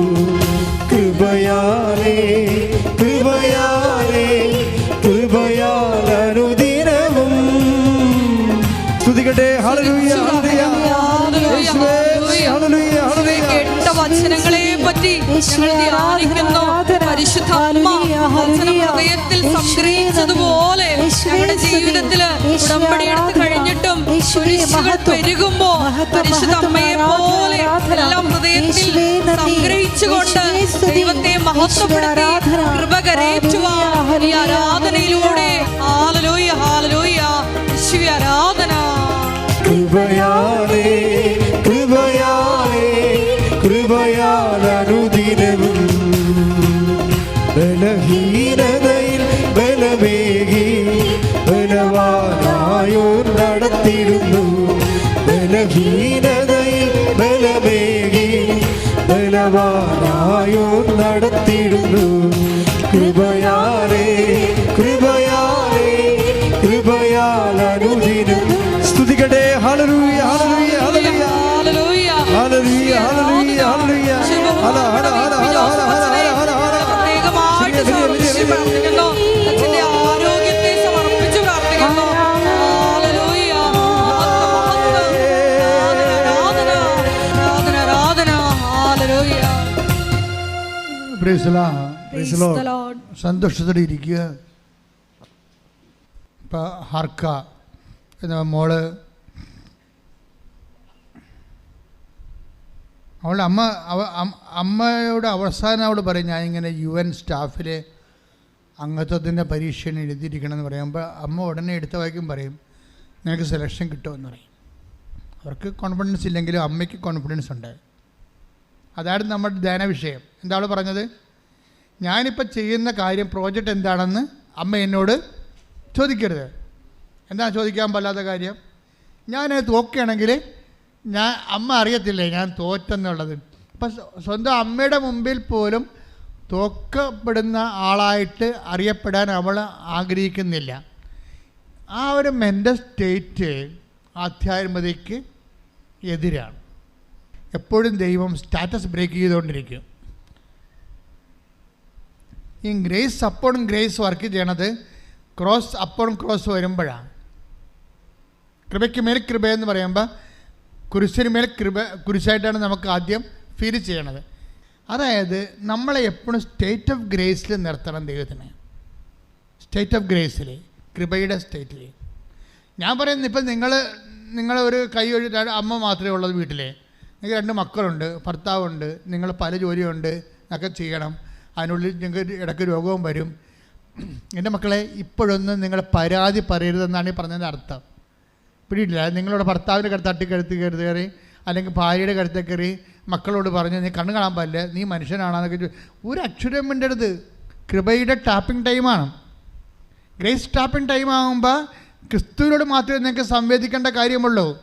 മറ്റതെല്ലാം ദൈവം അറിഞ്ഞുകൊണ്ട് ചെയ്യണ ക്രമീകരണങ്ങളല്ലേ. അപ്പോൾ അതുകൊണ്ട് ഗ്രേസ് അവൻ്റെ നാമത്തെ വിശ്വസിക്കുന്നവർക്കെല്ലാം കൃപയ്ക്ക് മേൽ കൃപ എന്ന് പറയുമ്പോൾ പവർ ഓഫ് ഗോഡാണത് കൃപയെന്ന് പറയുന്നത്. അപ്പോൾ പവർ ഓഫ് ഗോഡ് അടിക്കണ സമയത്ത് മൗനമായിരിക്കണം. ഇപ്പം കർത്താവ് നുകം വെക്കുമ്പോഴേ 3:28 വിലാപം പുസ്തകം എടുത്തേ. 3:27 വിലാപങ്ങൾ 3:27-28. വിലാപങ്ങൾ 3:27-28. യൗവനത്തിൽ നുകം വഹിക്കുന്നത് മനുഷ്യന് നല്ലതാണ്. നല്ലതാണെന്നാണ് പറയണത്. നുകമേ, ഭാരം നല്ലതാണെന്ന് ഒരു ലോകത്തിലെ ഒരു മതപുസ്തകവും പറയത്തില്ല. ഇത് കൃപയുടെ പുസ്തകമായതുകൊണ്ടാണ് പറയണത്. യൗവനത്തിൽ നുകം വഹിക്കുന്നത് മനുഷ്യന് നല്ലതാണ്. അവിടുന്ന് അത് അവൻ്റെ മേൽ വയ്ക്കുമ്പോൾ അവൻ ഏകനായി. നിങ്ങളൊന്ന് പറഞ്ഞ മക്കളെ, അവൻ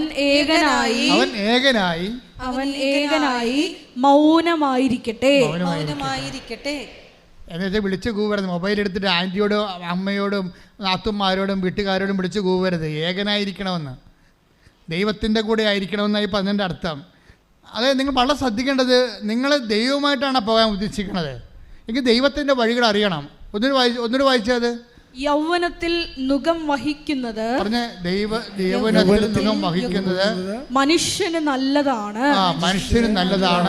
അവിടുന്ന് അത് അവന്റെ മേൽ വയ്ക്കുമ്പോൾ അവൻ ഏകനായി മൗനമായിരിക്കട്ടെ. നുകം വെക്കുമ്പോൾ അതറിയാം. അമ്മയ്ക്കറിയാം, അപ്പായാണ് നുകം വെച്ചിരിക്കണമെന്ന് അറിയാം. അതുകൊണ്ടാണ് ഹൃദയത്തിൽ സംഗ്രഹിക്കണത്. ഈശോ കാണാതെ പോയില്ലേ? ഈശോ കാണാതെ പോയപ്പോൾ അപ്പനും അമ്മയും കൂടി തിരക്കി ചെല്ലുമ്പോൾ ഈശോ ചോദിക്കണത് അമ്മയോട് ചോദിക്കാൻ പറ്റുന്ന ചോദ്യമാണോ? നിങ്ങളെന്താ എന്നെ അന്വേഷിച്ചത്? ഞാൻ എൻ്റെ പിതാവിൻ്റെ കാര്യത്തിൽ വ്യാപൃതനായിരിക്കേണ്ടവനല്ലേ? വേണമെങ്കിൽ ഈശോക്ക് അത് ചോദിക്കാതിരിക്കാമായിരുന്നു. അപ്പോൾ ദൈവം ഉണ്ടാക്കുന്ന നെഗറ്റീവ്സ് എങ്ങനെ കൈകാര്യം ചെയ്യണമെന്ന് ലോകത്തോട് പറയുന്നത് മറിയമാണ്. കൈയടിച്ച് കിടത്താൻ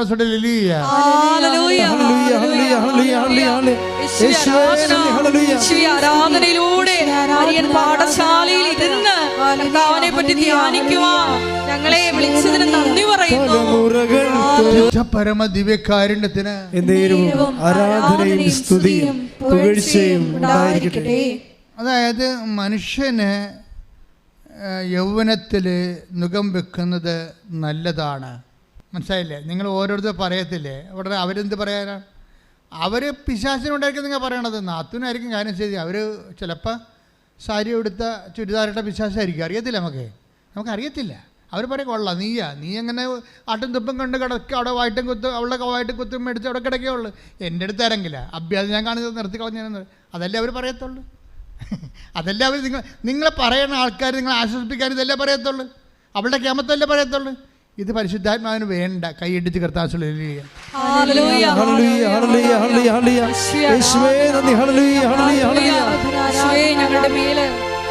അമ്മേ, എൻ്റെ അമ്മേ, എനിക്കീശോ തന്നുരമ്പേ. അപ്പം ഈശോയുടെ വായും തന്നെ ഇത് കേട്ടപ്പോൾ അമ്മ എന്താ ചെയ്തത്? ഉടനെ പറയണേ എന്താ? 2:48 ലൂക്കാന്റെ സുവിശേഷം. ലൂക്ക 2:48. അവനെ കണ്ടപ്പോൾ മാതാപിതാക്കൾ വിസ്മയിച്ചു. അവൻ്റെ അമ്മ അവനോട് പറഞ്ഞു, മകനെ, നീ ഞങ്ങളോട് ഇങ്ങനെ ചെയ്തതെന്ത്? നിന്റെ പിതാവും ഞാനും ഉത്കണ്ഠയോടെ നിന്നെ അന്വേഷിക്കുകയായിരുന്നു. അവൻ അവരോട് ചോദിച്ചു, നിങ്ങൾ എന്തിനാണ് എന്നെ അന്വേഷിച്ചത്? ഞാൻ എൻ്റെ പിതാവിൻ്റെ കാര്യങ്ങളിൽ വ്യാപൃതനായിരിക്കേണ്ടതാണെന്ന് നിങ്ങൾ അറിയുന്നില്ലേ? അടുത്ത വചനം. അവൻ തങ്ങളോട് പറഞ്ഞത് എന്തെന്ന് അവർ ഗ്രഹിച്ചില്ല. പിന്നെ അവൻ അവരോടൊപ്പം പുറപ്പെട്ട് നസ്രത്തിൽ വന്ന് അവർക്ക് വിധേയനായി ജീവിച്ചു. അവൻ്റെ അമ്മ ഇക്കാര്യങ്ങളെല്ലാം ഹൃദയത്തിൽ സംഗ്രഹിച്ചു. അപ്പോൾ അവൻ പറഞ്ഞത് എന്താണെന്ന് അവൾ ഗ്രഹിച്ചില്ല. ദൈവത്തിൻ്റെ ഭാഗത്തുനിന്ന് എന്താണ് ഇപ്പം ഇങ്ങനെ സംഭവിക്കണതിൻ്റെ പൊരുൾ എന്താണെന്ന് ചില സമയത്ത് നമുക്ക് ഗ്രഹിക്കാൻ പറ്റത്തില്ല. മനസ്സിലായില്ലേ? ദൈവം എന്താ ഇപ്പം ഇങ്ങനെ ചെയ്തതെന്ന് നമുക്കറിയത്തില്ല. അപ്പോഴങ്ങനെ വരുമ്പോൾ നിങ്ങൾ ഉള്ള വിശ്വാസം കളയുകയല്ല ചെയ്യേണ്ടത്, ഹൃദയത്തിൽ സംഗ്രഹിക്കുകയാണ് ചെയ്യേണ്ടത്. മനസ്സിലായില്ലേ? അതാണ് ആധ്യാത്മിക നടപടി എന്ന് പറയണത്. അപ്പോൾ എന്താണ്? അവിടെ നിങ്ങളുടെ മേൽ നുകം വെക്കുമ്പോൾ നിങ്ങൾ ഏകനായിരിക്കണം. പിന്നെ എന്താണ് കാര്യം? ഇത് ആവശ്യമില്ലാത്ത പാട്ടിക്കൊണ്ട് ഷെയർ ചെയ്യേണ്ട കാര്യമില്ല. ഏകനായിരിക്കുന്ന അർത്ഥം എന്താ? ദൈവത്തോടു കൂടി ആയിരിക്കണം എന്നതിൻ്റെ അർത്ഥം. അമ്മ അതാണ് ചെയ്യണത്, ഹൃദയത്തിൽ സംഗ്രഹിക്കുക എന്ന് വെച്ച് കഴിഞ്ഞാൽ ഹൃദയത്തിലിരിക്കുന്നത് ആരാണ്? ദൈവമല്ലേ. ദൈവത്തെ സംഗ്രഹിച്ചെന്നായി പറയണത്. മനസ്സിലായില്ലേ? അതുപോലൊരു ടൈമാണ് ഗ്രേസ് ടാപ്പിംഗ് ടൈം എന്ന് പറയണത്. ദൈവത്തിൻ്റെ ശക്തി സംഭരിക്കുന്ന സമയം, അത് സഹനത്തിൻ്റെ സമയമാണ്. അപ്പം ഞാൻ ഉടമ്പടി എടുത്തതാണല്ല, ഞാൻ ഉപവസിച്ചാണല്ല, ഞാൻ പത്രം കൊണ്ടുപോയി കൊടുത്താണല്ല, ഞാൻ പൊതിച്ചോറ് കൊടുത്താണല്ല, ഞാൻ വസ്ത്രം കൊടുത്താണല്ല. മിണ്ടിപ്പോരുത്, മിണ്ടരുത്. കാര്യം ഇപ്പോഴും ഇവളെന്താ സംഭവിച്ചിരിക്കണത്? അവൾ നല്ല ആഴമുള്ള കുട്ടിയാണ്. അവൾ പറഞ്ഞ്, കർത്താവേ, നിനക്കെന്നെ ഒന്ന് ഓർപ്പിച്ച് തരാൻ പാടില്ലായിരുന്നോ? 15 ക്വസ്റ്റ്യൻ ഞാൻ കണ്ടില്ലല്ലോ, കണ്ടെത്തി അങ്ങനെ ഒന്നും അവൾ പറഞ്ഞില്ലല്ലോ. സങ്കടപ്പെട്ടെന്നല്ലേ ഉള്ളൂ. പക്ഷേ എന്താണ്, ഒരു 3-4 മണിക്കൂർ കഴിഞ്ഞപ്പോൾ പിക്ചർ മാറിയില്ലേ? അവളുടെ മനസ്സിലെഴുതിയിരുന്ന മനസ്സിലുണ്ടായിരുന്ന ഉത്തരം മുഴുവനും അത് കറപ്പിച്ചിരുന്നെങ്കിൽ അവൾ തോറ്റുപോയില്ല, നെഗറ്റീവ് മാർക്ക് അടിച്ച്. അപ്പോൾ ദൈവം എല്ലാം നല്ലതുപോലെ ചെയ്യത്തുള്ളൂ. അതാണ് നുകം വെക്കണത് നല്ലതാണെന്ന് പറയണില്ലേ? നുകം വെക്കണത് നല്ലതാണ്. ഈശോയുടെ ഒരു രീതി അറിയാമല്ല. ഈശോ സഹനം തരുമ്പോൾ അത് വെള്ളം കാണുമ്പോൾ ഈശോ പറഞ്ഞ എന്താണ്? ഞാനീ ചെയ്തത് എന്താണെന്ന് ഇപ്പം നിനക്ക് മനസ്സിലാവത്തില്ല, പിന്നീടത് മനസ്സിലാകും. ഇപ്പോൾ ഒരു ഓട്ടിസം കുഞ്ഞിനെ കർത്താവ് തന്നിരിക്കണം വിചാരിച്ചു, അത് നമുക്ക് മനസ്സിലാവത്തില്ല. നിങ്ങൾ പറയണത്, നിങ്ങളെന്താ പറയണത്? എൻ്റെ അനിയത്തി നല്ല അടിപൊളി പിള്ളേരെ കുഞ്ഞുങ്ങളെ പ്രസവിച്ച് അതിനൊക്കെ നല്ലോണം പഠിക്കാൻ നടക്കണം, എനിക്ക് മാത്രമേ ഈ പിജാതിനെ തന്നെന്ന് പറയും. പുറത്ത് പറയത്തില്ലേ, കുഞ്ഞിനെ കേൾപ്പിച്ചും പറയത്തില്ല, മനസ്സിൽ വിചാരിക്കും. ഞാൻ പറഞ്ഞ ഹൃദയത്തെ സംഗ്രഹിക്കണമെന്ന് ഞാൻ പറയത്തുള്ളൂ. മിണ്ടരുത്. കർത്താവ് അവിടെ നിങ്ങളുടെ മുൻ നുകം വെക്കുമ്പോൾ നിങ്ങൾ മൗനമായിരിക്കണം. കാര്യം നിങ്ങളുടെ ഭർത്താവ് പോലും അത് നിങ്ങളുടെ സങ്കടം മനസ്സിലാക്കാൻ വേണ്ടി മാത്രം വളരത്തില്ല. കാര്യം അത് അമ്മയാണല്ലോ ഇതിൽ അനുഭവിക്കുന്നത്. അപ്പനും അനുഭവിക്കുന്നുണ്ടെന്ന് പറഞ്ഞാലും ഓട്ടിസം കുഞ്ഞിൻ്റെ കാര്യം മുഴുവൻ അനുഭവിക്കുന്നതും ഹൈപ്പർ ആക്ടിവിറ്റിയുടെ കുഞ്ഞുങ്ങൾ അനുഭവിക്കുന്നത് അമ്മ തന്നെയാണ്. അപ്പം അതിൻ്റെ കൂടെ ഉള്ളവരൊക്കെ പങ്കുചേരുന്നുണ്ടെങ്കിലും പ്രിൻസിപ്പളായിട്ടുള്ള എമൗണ്ട് അമ്മയുടെ കയ്യിലാണ് വരണത്. അപ്പോൾ നിങ്ങൾ ഓർക്കണം, നിങ്ങൾ അൽഫോൻസാമ്മയേക്കാൾ വലിയ റാങ്കിലേക്കാണ് ദൈവം ഇപ്പം തന്നെ വിളിച്ചിരിക്കണത്. അൽഫോൻസാമ്മയേക്കാൾ വലിയ, നിങ്ങൾക്കിനി തീയിൽ കൊണ്ടുപോയി കൈ കൊണ്ടുപോയി തീടത്ത് വെക്കേണ്ട കാര്യമൊന്നുമില്ല. ഓൾറെഡി നിങ്ങളുടെ കൈ മാത്രമല്ല, നിങ്ങളുടെ ശരീരം മൊത്തം അടപ്പിൻ്റെ തിരിക്കുകയാണ്. അൽഫോൻസാമ്മയെപ്പോൾ ഇനി നിങ്ങൾക്ക് കൈ കൊണ്ടുപോയി തീടത്ത് വെക്കേണ്ട കാര്യമില്ല. നിങ്ങൾ ഓൾറെഡി നിങ്ങളുടെ ശരീരം മുഴുവനും ഈ ജന്മം തന്നെ അടപ്പിലിരിക്കുകയാണ്. അങ്ങനെ വരുമ്പോൾ ഈ ചെയ്തത് എന്താണെന്ന് ഇപ്പം നിങ്ങൾക്ക് മനസ്സിലാവത്തില്ല, പിന്നീട് മനസ്സിലാകും. അമ്മ നമുക്ക് നൽകുന്ന കൃപയ്ക്ക് മേൽകൃപയാണിത്. ഇത് നിങ്ങൾ പ്രാർത്ഥിക്കേണ്ട ഇത്രയേ ഉള്ളൂ. ഈ കുഞ്ഞിനെ പോറ്റി വളർത്താൻ, ദൈവം ആഗ്രഹിക്കുന്ന അത്രയും വളർത്താൻ എനിക്ക് അഭിഷേകം തരണമേ. ക്ലേശങ്ങളുള്ളവരെല്ലാം പ്രാർത്ഥിക്കുക, രോഗങ്ങളുള്ളവരെല്ലാം പ്രാർത്ഥിക്കുക, വേദന അനുഭവിക്കുന്നതെല്ലാം പ്രാർത്ഥിക്കുക, അച്ഛനോട് ചേർന്ന് പ്രാർത്ഥിക്കുക. അമ്മേ പരിശുദ്ധ അമ്മേ, അമ്മേ പരിശുദ്ധ അമ്മേ, ക്രിസ്തുവിൻ്റെ കുരിശിൻ്റെ ഭാഗമായി ക്രിസ്തുവിന്റെ കുരിശിന്റെ ഭാഗമായി എന്റെ ജീവിതത്തിലെ ജീവിതത്തിലെ വേണ്ട ആഹാരം പോലെ വേണ്ടുന്ന ആഹാരം പോലെ ഞാനിന്ന് അനുഭവിക്കുന്ന ക്ലേശങ്ങളുടെ മേൽ ക്ലേശങ്ങള് ഞാനിന്ന് അനുഭവിക്കുന്ന ക്ലേശങ്ങളുടെ മേലുള്ള ക്ലേശങ്ങൾ കൃപയുടെ മേൽ കൃപയായി എന്നെ ദൈവം വിളിച്ചതിന്റെ ദൈവസ്നേഹമായി അനുഭവിച്ച അഭിഷേകം പ്രാപിക്കാൻ ആത്മജ്ഞാനം നൽകണമേ. ശ്രദ്ധിക്കട്ടെ.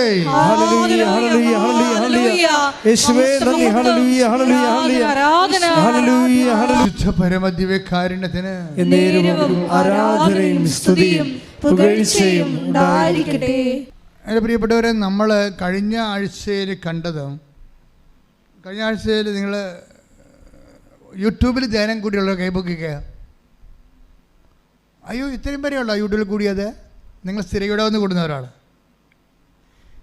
എൻ്റെ മക്കളെ, നിങ്ങളിവിടെ കൂടിയാൽ യൂട്യൂബിൽ ഒരു പ്രാവശ്യം കൂടി കൂടിയിട്ട് അതിൻ്റെ അന്തസത്ത നിങ്ങൾ മനസ്സിലാക്കിയെടുക്കണം. കാര്യം അത് നമ്മൾ ധ്യാനം കൂടാൻ വചനം കേൾക്കുകയല്ല, ഉടമ്പടിയിൽ ഉയരുകയാണ് നമ്മൾ ചെയ്യണത്. ഉടമ്പടിയുടെ ആഴങ്ങളിലേക്ക് ആഴപ്പെടുകയാണ് നമ്മൾ ഈ ധ്യാനത്തിലൂടെ നമ്മൾ ചെയ്യുന്നത്. കാര്യം ഈ ധ്യാനം ഇവിടെ മാത്രമല്ല ലോകത്ത് നമുക്ക് കിട്ടത്തുള്ളൂ. അപ്പം അതുകൊണ്ട് അച്ഛനാണെങ്കിൽ ധ്യാനിപ്പിക്കാൻ വേണ്ടിയോ ധ്യാനിപ്പിക്കുകയോ കൊച്ചു കഥ പറയാൻ വേണ്ടി കഥ പറയുകയോ ഒന്നും നമ്മൾ ഒരു കാലത്തും ചെയ്തിട്ടില്ല. എല്ലാം കർത്താവിന് വേണ്ടി മാത്രം വാദിക്കുകയാണ്. നിങ്ങളുടെ ജീവിതം എടുത്ത് ദൈവത്തിന് അവിടെ ഒരു സ്ഥാനം കിട്ടി നിങ്ങൾ ദൈവത്തിൽ ഉയർന്നു വരാൻ വേണ്ടി ഉള്ള ഇറ്റുനോവ് മാത്രമാണ് നമ്മുടെ ധ്യാനങ്ങളാണ്. അപ്പം അതുകൊണ്ട് എൻ്റെ മക്കൾ ചെയ്യേണ്ടത് സമയം കിട്ടുമ്പോൾ, ഇപ്പോൾ ഒത്തിരി പേര് ധ്യാനം കൂടുന്നുണ്ട്, അവർ സാക്ഷ്യം പറയുമ്പോഴൊക്കെ അത് പറയുന്നുണ്ട്, എങ്കിലും നിങ്ങൾ ആഴമുള്ള ഇരുത്തം വന്ന സുവിശേഷത്തിൻ്റെ സന്തോഷമുള്ള സാക്ഷികളായി വളരണം. ഈ കാലഘട്ടങ്ങളിൽ ഏറ്റവും വലിയ പ്രശ്നം വെച്ച് കഴിഞ്ഞാൽ മനുഷ്യൻ്റെ സന്തോഷം ഭൗതിക ആനുകൂല്യങ്ങൾ ലഭിക്കുന്നതിന് അടിസ്ഥാനം. ഇപ്പോൾ ചില ബർത്ത്ഡേയൊക്കെ വിഷ് ചെയ്യുമ്പോൾ ഭർത്താവ് ഭാര്യ ഭർത്താവിനെന്നും പ്രതീക്ഷിക്കുന്നത് എന്താണ്? സർപ്രൈസ്. എന്ത് സർപ്രൈസ്? ഇങ്ങനെ സർപ്രൈസ് അടിച്ച് നിങ്ങളെല്ലാം ഞരമ്പ് രോഗികളായിപ്പോയില്ലേ? എൻ്റെ മക്കളെ, നമ്മളെ സംബന്ധിച്ചിടത്തോളം ഇങ്ങനെ സർപ്രൈസിന് മാത്രം നമ്മുടെ ജീവിതം ഇങ്ങനെ എക്സ്പെക്റ്റ് ചെയ്യണ പോലെ ഇങ്ങനെ തുറന്ന് വെച്ചാൽ ഉള്ള അവസ്ഥ എന്താണ്? നമ്മൾ ഒരിക്കലും ദൈവത്തിൽ വളരത്തില്ല. ദൈവത്തിൽ നമുക്ക് സർപ്രൈസ് അല്ല ലഭിക്കണത്. ഇപ്പോൾ എന്താ പ്രശ്നം? ആൾക്കാരുടെ ഇങ്ങനെ ട്യൂൺ ചെയ്ത് പ്രൈസ് മെക്കാനിസം പോലെ സർപ്രൈസിന് വേണ്ടി ആൾക്കാരിങ്ങനെ എക്സ്പെക്റ്റേറ്റീവായിട്ട് ഇങ്ങനെ ആൾക്കാരെ ട്യൂൺ ചെയ്തിരിക്കുകയാണ്. ഈ പണ്ടാരത്തിന് നമ്മൾ ഒരു കാലത്ത് ആധ്യാത്മികം വളർത്താൻ ഭയങ്കര പാടായിരിക്കും, ഭയങ്കര കഷ്ടപ്പാടായിരിക്കും. കാര്യം ഇതിനെ ട്യൂൺ ചെയ്തിരിക്കുന്നത്, ഇതിനെ ഒന്ന് ഇങ്ങനെ ഇളിച്ച് കാണിക്കണമെന്നുണ്ടെങ്കിൽ സർപ്രൈസ് കൊടുക്കണം. എൻ്റെ അമ്മ എന്ത് കഷ്ട! ഇതിൻ്റെ മുഖമൊന്ന് തെളിയണമെങ്കിൽ നമ്മൾ സർപ്രൈസ് കൊടുക്കണം. ഓരോ ഭർത്താക്കന്മാരൊക്കെ എന്തെല്ലാം സർപ്രൈസ് കൊടുക്കാൻ വേണ്ടി മാവേവേര് കെട്ടി തൂങ്ങുന്നുണ്ട്. അപ്പോൾ അതിൻ്റെ മക്കളെ, സർപ്രൈസ് വേണ്ട നമുക്ക്. നമ്മൾ ദൈവത്തിൽ നിങ്ങൾ കുറച്ച് ഈടുള്ളവരായിട്ട് മാറുക. കുറച്ച് കഴിയുമ്പോൾ പരിശുദ്ധ അമ്മയ്ക്ക് ദൈവം കൊടുത്ത സർപ്രൈസൊക്കെ അറിയാവില്ല, ഒരു 1.5 സർപ്രൈസായി പോയി. പക്ഷേ എന്താ സംഭവം? അവർക്കിതിനെക്കുറിച്ച് കൃത്യമായിട്ടൊരു ജ്ഞാനമുണ്ട്. ഇതെല്ലാം കൃപയ്ക്ക് മേൽ കൃപ അവരെ വർദ്ധിപ്പിച്ചെടുത്തിട്ട് നിത്യതയിൽ അവരെ ഇങ്ങനെ ഭൂസ്വലോരാജ്ഞിയായി മുട്ടിത്തിരിപ്പിക്കുന്ന ഒരു സർപ്രൈസ് ഉണ്ട്. ഇത് വല്ലാത്ത സർപ്രൈസാണ്, സ്വർഗത്തിൻ്റെ സർപ്രൈസ്. ഒരു വിശ്വാസിയുടെ ലക്ഷ്യം സ്വർഗത്തിൻ്റെ സർപ്രൈസ് ആയിരിക്കണം, അല്ലാതെ കാലത്തിൻ്റെ ലോകത്തിൻ്റെ വല്ല. കൈയിടിച്ച്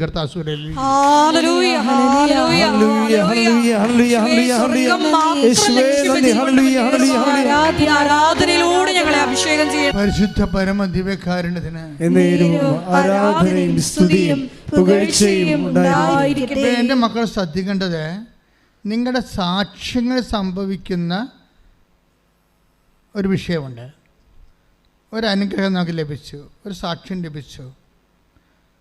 സാക്ഷ്യം ബേസിക്കായിട്ട് എന്താണ്? അടയാളമല്ലേ? അല്ലേ? അടയാളം ബേസിക്കായിട്ട് എന്താണ്? ദൈവത്തിൻ്റെ മഹത്വപ്പെട്ടതിൻ്റെ അടയാളമാണ്. ദൈവത്തിൻ്റെ മഹത്വം ബേസിക്കായിട്ട് എന്താണ്? ദൈവത്തിൻ്റെ നാമത്തിൻ്റെ മഹത്വമാണ്. ദൈവത്തിൻ്റെ നാമത്തിൻ്റെ മഹത്വം ബേസിക്കായിട്ട് എന്താണ്? സാത്താൻ്റെ പുറന്തള്ളലാണ്. കൈയിടിച്ച് കർത്താവേ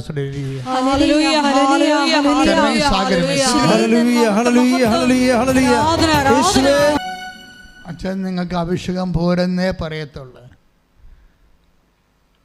എന്താണെന്ന് വെച്ചാൽ കർത്താവ് നമുക്ക് നല്ല വചനങ്ങൾ തരുന്നുണ്ട്, കർത്താവ് നമ്മളോട് മനസ്സ് തുറക്കുന്നുണ്ട്, നിങ്ങൾക്കെല്ലാം ശക്തി ലഭിക്കുന്നുണ്ട്, നമുക്ക് നല്ല പാട്ട് തരുന്നുണ്ട്. നമ്മൾ സുവിശേഷത്തിൻ്റെ ആഹ്ലാദത്തിൽ അഭിഷേകം പ്രാപിച്ചുകൊണ്ടിരിക്കുകയാണ്. ഇപ്പോൾ നമ്മൾ ശക്തി ധരിക്കേണ്ട സമയമാണ്, ഇപ്പോൾ നമ്മൾ സൗഖ്യം ധരിക്കേണ്ട സമയമാണ്, ഇപ്പോൾ നമ്മൾ വിടുതൽ പ്രാപിക്കുന്ന സമയമാണ്, ഉടമ്പടി ഉയർപ്പിൻ്റെ സമയമാണ്. ശ്രുതിക്കട്ടെ, ഭാഷാപരത്തോടെ ശ്രുതിക്കട്ടെ. ഞങ്ങളെ അഭിഷേകത്താൽ നിറയ്ക്കുന്നതിന്, ശക്തിപ്പെടുത്തുന്നതിന് നന്ദി പറയുന്നു. മഹത്വം, മഹത്വം. മേഘത്തിൻ തണലരളി എന്നൊക്കെ പറയുമ്പോണ്ടല്ലോ, എനിക്ക് പഴയ നിയമത്തിൻ്റെ ഭാഗങ്ങളൊക്കെ നമ്മുടെ പിതാക്കന്മാരെ ചെങ്കടൽ പിളർത്തി മേഘത്തിൻ്റെ തണലായി, മേഘത്തിൻ്റെ തണൽ ചൂടി പകലും രാത്രി തൂത്തൂണിൻ്റെ വെളിച്ചം കാണിച്ച് രാത്രിയും നയിച്ച ദൈവത്തിൻ്റെ കാരുണ്യമൊക്കെ ഓർത്താലേ ഒരു ജന്മം നമ്മൾ ഇരുന്ന് കരഞ്ഞു പോകും. അത്രയും ദൈവസ്നേഹമാണ് പഴയ നിയമത്തിൽ നിന്നുള്ളത്. അതിൻ്റെ ഏറ്റവും ശക്തമായ രീതിയിലാണ് ദൈവം നേരിട്ട് മനുഷ്യനെ വചനം മാംസമായി നമ്മുടെ ഇടയിൽ വന്നുകൊണ്ട് ഈ കരുണ നമുക്ക് ചൊരിയണ ഒരു കാലമാണ് യേശുക്രിസ്തുവിൽ നമ്മൾ ജീവിച്ച് തീർക്കുന്നത്. കൈ അടിച്ചുകൊണ്ടും ചിരിച്ച് സന്തോഷിച്ചുകൊണ്ട് ചിരിക്കട്ടെ.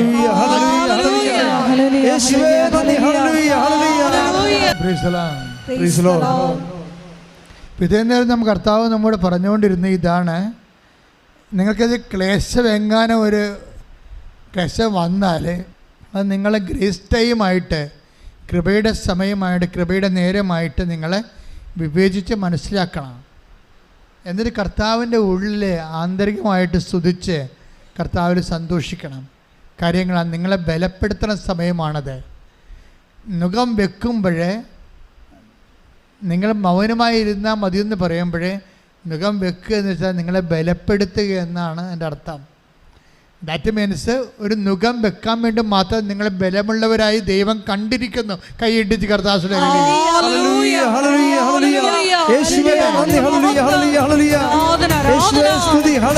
ഞങ്ങളെ തിരഞ്ഞെടുത്തതിന് നന്ദി പറയുന്നു. ദൈവത്തിലെ പുതിയ നിയമത്തിലെ നമ്മൾ കർത്താവായ ഈശോയിലൂടെ നമ്മൾ അനുഭവിച്ച് കൂട്ടുന്ന എല്ലാ സൗഭാഗ്യങ്ങളുടെയും സന്തോഷത്തിൻ്റെയും വേരുകൾ പഴയ നിയമത്തിലെ അപ്പായിയുടെ വഴിനടത്തിലാണ് കിട്ടണത്. അത് കാരണം ഈ സമ്പൂർണ്ണ ബൈബിള് എപ്പോഴും നമ്മൾ വായിക്കുന്നതിൻ്റെ കാരണം അതാണ്. കിട്ടുമ്പോഴൊക്കെ നിങ്ങൾ എന്തിനാണ് ഞാൻ നിങ്ങളെക്കൊണ്ട് വചനം വായിക്കണത്? ഉടമ്പടി എടുത്തവരെ വചനം വായിക്കണം അച്ഛൻ പറയത്തില്ലേ അല്ലേ? വായിക്കുന്നവരൊന്ന് കൈ പൊക്കിക്കേ. എന്തിനാ വചനം വായിക്കണമെന്ന് പറയാമോ? അതായത് അതിനൊരു ഉദ്ദേശമുണ്ട്. അതായത് ഇപ്പം നമ്മൾ അക്വേറിയത്തിൽ, ഞാൻ യൂത്തിനോട് പറയാറുണ്ട്, അക്വേറിയത്തിൽ മീൻ വളർത്തുന്ന സ്ഥലമില്ലേ, നമ്മൾ ഗ്ലാസ് ടാങ്ക്, അതിൽ നമ്മൾ മത്സ്യം വളർത്തല്ലേ, ഗപ്പി ഗൗറയൊക്കെ വളർത്തും. അതിൻ്റെ അകത്ത് നമ്മൾ ഓക്സിജൻ മോട്ടർ വെച്ച് ഓക്സിജൻ കൊടുക്കും അല്ലേ? കൃത്രിമ ഓക്സിജൻ കൊടുക്കും അല്ലേ? അതുപോലെ തന്നെ എന്താ കൊടുക്കുക? പ്ലാന്റ്, ഓക്സിജൻ പ്ലാന്റൊക്കെ വളർത്തത്തില്ലേ അതിനകത്ത്? ഓക്സിജൻ കിട്ടുന്ന പ്ലാന്റ് വളർത്തും. അതെന്തിനാണ്? ആ മത്സ്യത്തിന് ആവശ്യമായ പ്രാണവായു നമ്മൾ കൊടുക്കുകയാണ്. ഇതുപോലെ നിങ്ങൾ തളരുമ്പോൾ, എന്തെങ്കിലുമൊക്കെ വിഷയമുണ്ടായി, മക്കൾ തന്നെ നിങ്ങളോട് നിങ്ങളുടെ മനസ്സിൽ വിഷമം ഉണ്ടാക്കുന്ന രീതിയിൽ സംസാരിക്കുക, അല്ലെങ്കിൽ അപ്പ സംസാരിക്കുക, അല്ലെങ്കിൽ ആരെങ്കിലും അയൽവാസികൾ നിങ്ങളെക്കുറിച്ച് അതിന് കിംവദന്തികൾ പറഞ്ഞ് പരത്തുക, നിങ്ങളുടെ മനസ്സ് അത് നിങ്ങളുടെ ഒരു ഒരു മനസ്സ് ഫ്രീ ആയിരിക്കണം. ഇപ്പം എനിക്കറിയാം എന്നെക്കുറിച്ച് എന്തെല്ലാം തട്ടിപ്പാണെന്നൊക്കെ പറഞ്ഞ് എന്തുമാത്രം വീഡിയോ വന്ന് അല്ലേ? നമ്മൾ അവർക്ക് വേണ്ടി പ്രാർത്ഥിക്കുകയല്ലേ ചെയ്യണത്. അവർക്കൊക്കെ എന്തെങ്കിലും പ്രശ്നങ്ങളുണ്ടായാൽ നമ്മൾ ഉടനെ അവരെ സപ്പോർട്ട് ചെയ്യും. അതെന്താ പ്രശ്നം? നമ്മൾ ഫ്രീയാണ്, നമ്മളതൊന്നും ബാധിക്കണില്ല.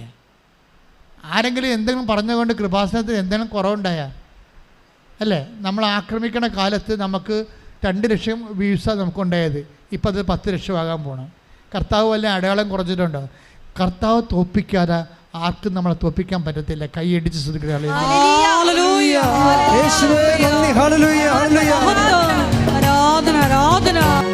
അപ്പോഴെന്ത് സംഭവിച്ചത്? എന്തെങ്കിലും ഇതിന് മനസ്സിന് ഒരു ഭാരം തോന്നിയാൽ അപ്പോൾ തന്നെ മക്കളെടുത്ത് ബൈബിളെടുത്ത് വായിക്കണം.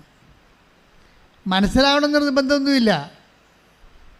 ബൈബിൾ എനിക്ക് പോലും ചില ഭാഗം മനസ്സിലായിട്ടില്ല തീർക്കും. അപ്പോൾ നിങ്ങൾക്ക് മനസ്സിലായില്ലെങ്കിൽ പ്രശ്നമൊന്നുമില്ല. എന്താ പ്രശ്നം എന്ന് വെച്ചാൽ നിങ്ങളത് വായിക്കുമ്പോൾ പരിശുദ്ധാത്മാവിലാണ് ഇത് എഴുതിയിരിക്കുന്നത്. നിങ്ങളുടെ സ്പിരിറ്റ് ഡൗൺ ആയി പോകത്തില്ലേ? നിങ്ങളുടെ ഹ്യൂമൻ സ്പിരിറ്റ്, മനുഷ്യാത്മാവ് ഡൗണായി വഴക്ക് കൊണ്ടോ, ചിലപ്പോൾ നിങ്ങളുടെ മക്കൾ പരീക്ഷ തോരെന്ന് വിചാരിച്ചോ, അത് നിങ്ങൾ തന്നെ IRTS തോരെന്ന് വിചാരിച്ചോ, അല്ലെങ്കിൽ നിങ്ങൾ വസ്തു എടുക്കാമെന്ന് പറഞ്ഞ ആൾ നമ്മൾ പലരും ആൾക്കാരുടെ ഡേറ്റ് പറയും, പക്ഷേ അയാൾ അവസാനം ഇന്നലെ കാല് മാറിയെന്ന് വിചാരിക്കും. ഇനിയിപ്പോൾ എവിടെ പോകാനാണ് ദൈവമേ എന്ന് പറഞ്ഞിട്ട് നമ്മൾ മാറിക്കിടന്ന് വിഷമിക്കും. നിങ്ങൾ എന്ത് ചെയ്യുന്ന പറയുക, അപ്പോഴും വിശ്വാസം വിടാതെ ബൈബിൾ എടുത്ത് വായിക്കണം. കാര്യം ബൈബിള് ഇങ്ങനെ ഒത്തിരിയേറെ പ്രശ്നങ്ങളിൽ നിന്ന് അതിജീവിച്ചവരുടെ അനുഭവ സാകല്യമാണ് ഈ ബൈബിൾ എന്ന് പറയുന്നത്. അത് മുഴുവനും പരിശുദ്ധാത്മാവ് എഴുതിയിരിക്കുന്ന. നിങ്ങൾ അത് വായിക്കുമ്പോൾ നിങ്ങൾ തന്നെ ഇൻസ്പിരിറ്റഡ് ആകും. നിങ്ങളുടെ പരിശുദ്ധാത്മാവിൻ്റെ ഇപ്പം നമുക്ക് കുമ്മായ, ഇപ്പോൾ ഒരു കരിമീൻ നമുക്ക് വളർത്തണം. അപ്പോൾ നമ്മളെന്താ ചെയ്യണത്? ആ പുഴയിൽ അല്ലെങ്കിൽ ആ കുളത്തിൽ പോയിട്ട് അതിൻ്റെ pH ടെസ്റ്റ് ചെയ്യും. pH കുറവാണെങ്കിൽ മീൻ വളരത്തില്ല. ഉടനെ നമ്മൾ അതിൻ്റെ അകത്ത് കുമ്മായം എടുത്തിടും, pH കറക്റ്റ് ചെയ്യും ഇല്ലേ? എന്നിട്ടാണ് നമ്മൾ പിന്നെ മീനിനെ ഇടുന്നത്. ഇതുപോലെ നമ്മുടെ മനസ്സിൽ എന്തെങ്കിലും ആൾക്കാർ നമ്മളെ അപമാനിക്കുകയോ സങ്കടപ്പെടുത്തുകയോ ഭാരപ്പെടുത്തുകയോ അല്ലെങ്കിൽ നിങ്ങളുടെ മക്കളുടെ മദ്യപാനമോ മക്കളുടെ അല്ലെങ്കിൽ അപ്പൻ്റെ എന്തെങ്കിലും തോന്നിവാസമോ നിങ്ങളെ കേട്ട് നിങ്ങളെ ഭാരപ്പെടുമ്പോൾ നിങ്ങളുടനെ നിങ്ങളുടെ pH ഡൗണായി പോകും. നിങ്ങളുടനെ കുമ്മായി ഇടുന്ന പകരം എന്ത് ചെയ്യും? നമ്മൾ ബൈബിളെടുത്ത് വായിക്കും. ഇപ്പോൾ എൻ്റെ മക്കൾ ചെയ്യേണ്ടത് ബൈബിൾ വായിക്കാനൊരു കൃപയ്ക്ക് വേണ്ടി പ്രാർത്ഥിക്കണം. അതൊരു അത്യാവശ്യമാണ്. അത് എസ്പെഷ്യലി ഇൻ ഡിഫിക്കൽട്ട് ടൈംസ്, പ്രയാസമുള്ള സമയത്ത് ഒന്ന് പ്രാർത്ഥിച്ചേ, കർത്താവേ ഭാരപ്പെട്ട സമയത്ത് വിശുദ്ധ ഗ്രന്ഥം പ്രാപിച്ച് വിശുദ്ധ ഗ്രന്ഥം വായിച്ച് പരിശുദ്ധാത്മാ കൃപയില് നിലവാരപ്പെടുവാൻ എന്നെ അഭിഷേകം ചെയ്യണമേ. വചനം വായിക്കാനുള്ള പ്രത്യേക കൃപ, വചനം വായിച്ച് അഭിഷേകം പ്രാപിക്കാൻ എനിക്ക് ഈ നിമിഷം പ്രത്യേക കൃപ നൽകണമേ. പ്രത്യേക കൃപ നൽകണമേ.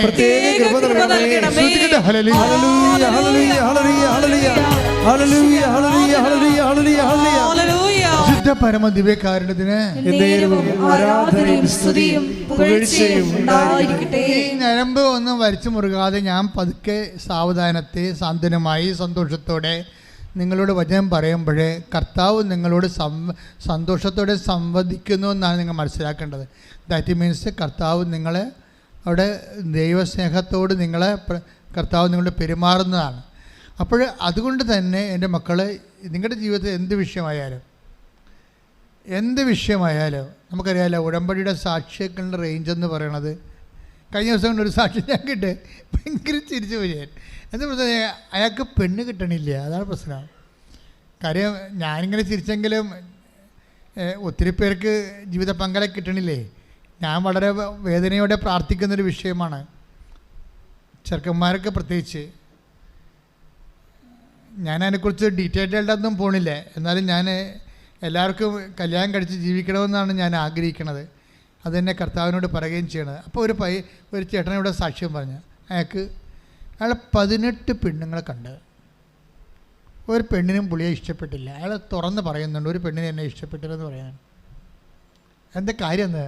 സൗന്ദര്യം കുറവാണ്. പിന്നെ എന്താ? വീടില്ല. വീടുണ്ട്, പക്ഷെ അത്ര നല്ല വീടല്ല.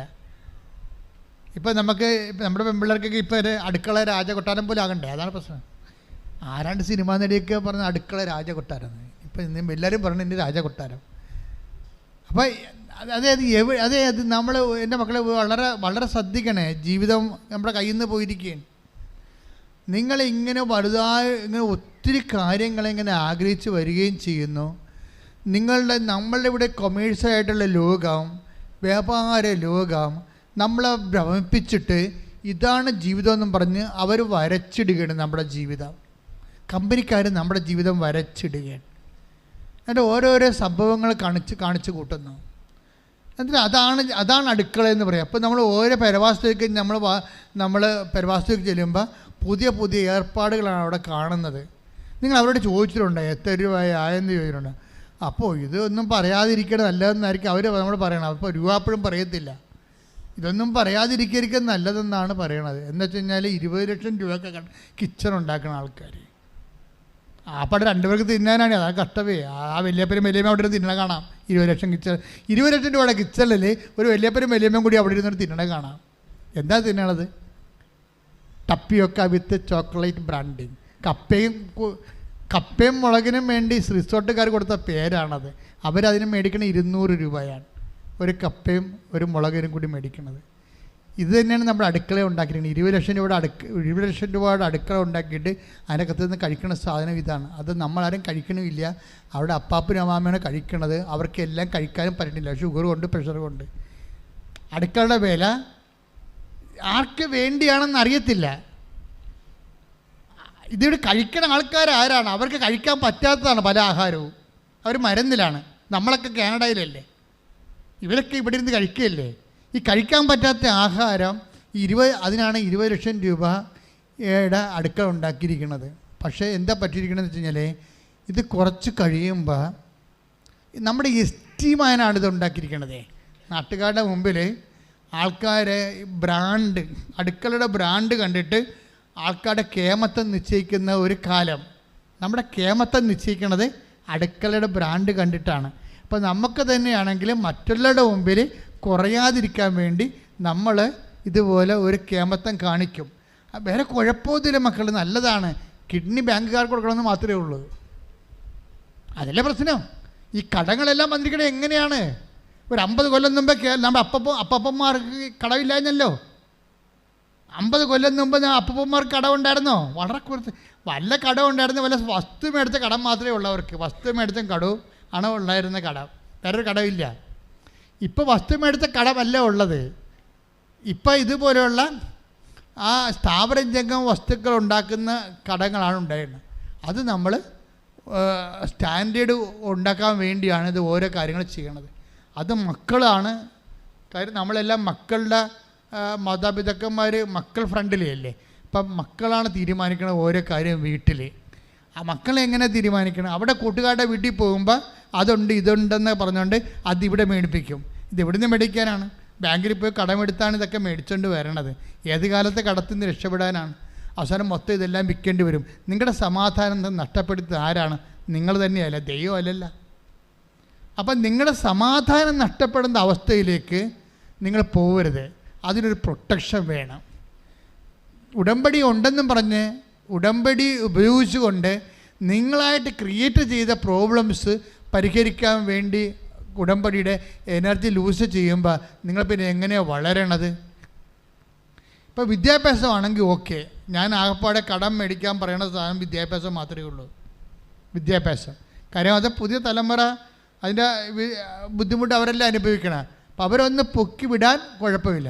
ബാക്കി എല്ലാ കാര്യങ്ങളും എൻ്റെ മക്കളെ ദൈവത്തെ നിരക്കുന്നതാക്കി എടുക്കണം. ഉടമ്പടിയുടെ ജീവിതം എന്ന് പറയുന്നത് ഇഷ്ടമുള്ളതെല്ലാം ചോദിച്ച് ഇഷ്ടമുള്ളത് വാങ്ങിച്ച് ഇഷ്ടമുള്ളവർ ജീവിക്കുകയല്ല, മറിച്ച് ദൈവത്തിന് ഇഷ്ടമുള്ളവർ ജീവിക്കുകയാണ്. കൈയിടിച്ച് കർത്താവിന് സ്തുതിക്കട്ടെ.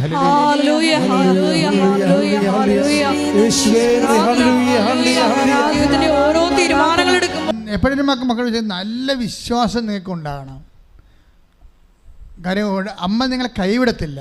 പിന്നെ നിങ്ങൾ കൈവിടാൻ പറ്റുന്ന രീതിയിൽ കസരത്ത് കാണിക്കാതിരിക്കാനാണ് ഞാൻ ഇങ്ങനെയൊക്കെ ഉപദേശിക്കുന്നത്. അത് ശരിയായ ഉപദേശമാണ്. ഇപ്പോൾ ഈ ബിനുവിൻ്റെ കേസ് കണ്ടില്ലേ? ബിനു എന്താ പറയണത്? 18 പെണ്ണുങ്ങളെ കണ്ടിട്ട് 18 വർഷമായി ഇടുക്കിക്കാരൻ ബിനു കല്യാണത്തിന് ഒരു ജീവിത പങ്കാളി അന്വേഷിച്ച് നടക്കുന്നത്. 18 വർഷമായിട്ട് 18 സ്ത്രീകളെ കണ്ടിട്ടുണ്ടെന്ന് പറഞ്ഞ് ഒരു സ്ത്രീക്ക് പോലും ഈ മനുഷ്യനെ ഇഷ്ടപ്പെട്ടിട്ടില്ല. തീർന്നില്ലേ? അതിന് പിള്ളേർക്കാണെങ്കിൽ ഷാറുഖ് ഖാനെ മാത്രം മതി. അതാണ് പ്രശ്നം. അതാണ് പ്രശ്നമേ. അതെന്ത് എൻ്റെ മക്കൾ ഇതൊരു അഭിഷേകമാണ്. എന്നുവെച്ചാൽ നമുക്ക് ഒരാളെ ദൈവം തരുന്ന ഇണയെ കാണുമ്പോൾ പരിശുദ്ധാത്മാവ് നിങ്ങൾ പറയും ഇതാണെന്ന് പറയും. ദൈവം സെലക്ട് ചെയ്യുമ്പോൾ അങ്ങനെയാണ്. പണ്ട് റബേക്കയോട് ചോദിക്കണ, റബേക്ക ഒട്ടക തെളിക്കുന്ന ആളിനോട് ചോദിക്കണ കേട്ടില്ലേ, ആ വയലിലൂടെ പോണത് ആരാണെന്ന്. അവൾക്കൊരു വൈബ് കിട്ടി, അതാണ് പ്രശ്നം. ഒരു വൈബ് കിട്ടി, ആ വയലിലൂടെ പോണത് ആരാണ് അത്. അപ്പോൾ ഇയാൾ പറയുക, അതാണ് എൻ്റെ യജമാനൻ, നിങ്ങൾക്ക് ദൈവം തരാൻ പോകുന്ന ജീവിത പങ്കാളി. അപ്പം തന്നെ അവൾ മുഖമെടുത്ത് മറച്ചു. ഒരു അഭിഷേകത്തിൻ്റെ വൈബാണത്. ജീവിത പങ്കാളി കാണുമ്പോൾ തന്നെ ദൈവം തന്നതാണെന്ന് നമുക്ക് തോന്നും. നമ്മൾ അതിൻ്റെ അകത്ത് മമ്മൂട്ടിനെയും അതുപോലെ ഷാരൂഖ് ഖാനും തന്നെ കാണണമെന്ന് പറയുമ്പോഴാണ് അഭിഷേകത്തിൻ്റെ നിലവാരം പോകും. ദൈവത്തെ അത് പ്രാർത്ഥിച്ച് വാങ്ങിക്കണം. ജീവിത പങ്കാളിയെ ആദ്യം മുതലേ പ്രാർത്ഥിക്കണം. നിങ്ങൾ ഋതുമതിയാകുന്ന സമയം മുതലേ പ്രാർത്ഥിക്കണം. നിങ്ങൾക്ക് ആൺപിള്ളേർക്കാണെങ്കിൽ ഒരു 10-12 വയസ്സ് 15 വയസ്സാകുമ്പോൾ തന്നെ പ്രാർത്ഥിക്കണം. എപ്പോൾ കെട്ടിയാലും ദൈവം തരുമ്പോൾ കെട്ടിയാൽ കെട്ടിയോ. പക്ഷേ ദൈവത്തിനടുത്ത് ജീവിത പങ്കാളിയുണ്ട്. ബിനു എന്ന് പറഞ്ഞത് അവസാനം നമസ്തേ പറഞ്ഞു ഉടമ്പടി എടുത്തിട്ടും അമ്മ ജീവിത പങ്കാളിയെ കൊടുത്തില്ല. ഇടുക്കിന്ന് ഇവിടെ വന്ന് ഉടമ്പടി എടുത്ത് ബിനു, അമ്മേ 18 കൊല്ലമായി ഒരു പെണ്ണന്വേഷിച്ച് നടക്കണം, ഒരു പെണ്ണിന് എന്നെ ഇഷ്ടപ്പെടുന്നില്ല. 18 കൊല്ലമായി 18 പെൺപിള്ളേരെ ഞാൻ കണ്ടിട്ടുണ്ട്, ആർക്കും എന്നെ ഇഷ്ടപ്പെടുന്നു. അപ്പോൾ എനിക്ക് ജീവിത പങ്കാളി ഇല്ലല്ലേ അമ്മേ? അമ്മയെടുത്ത് വന്നിട്ടും ഇല്ലല്ല. അതാണ് വിഷയം. ഉടനെ ഞാൻ കാട്ടിൽ പോകാൻ തീരുമാനിച്ചു. അവിടെ കാട്ടിൽ 3 സഹോദരന്മാർ താമസിക്കുന്നുണ്ട്.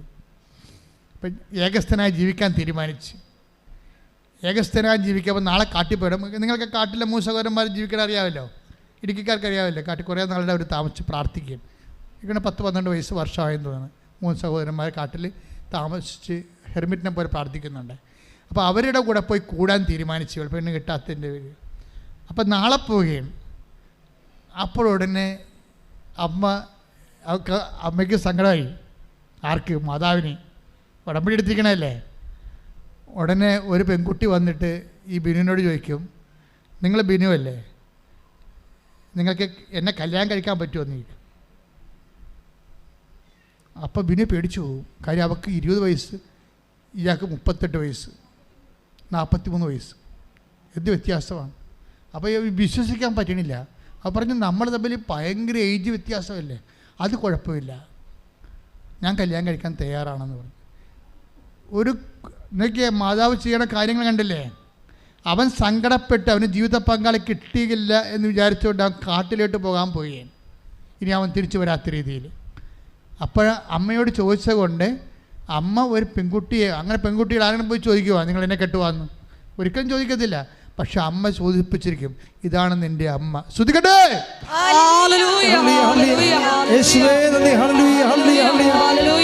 ഉടമ്പടിയിലൂടെ വൻ കാര്യം. എഴുന്നേക്കുക, എല്ലാവരും സന്തോഷത്തോടെ എഴുന്നേക്കുക. രോഗസൗഖ്യ പ്രാർത്ഥനയുടെ സമയമാണ്. ഓൺലൈനുള്ളവരും ഗെറ്റ് റെഡി.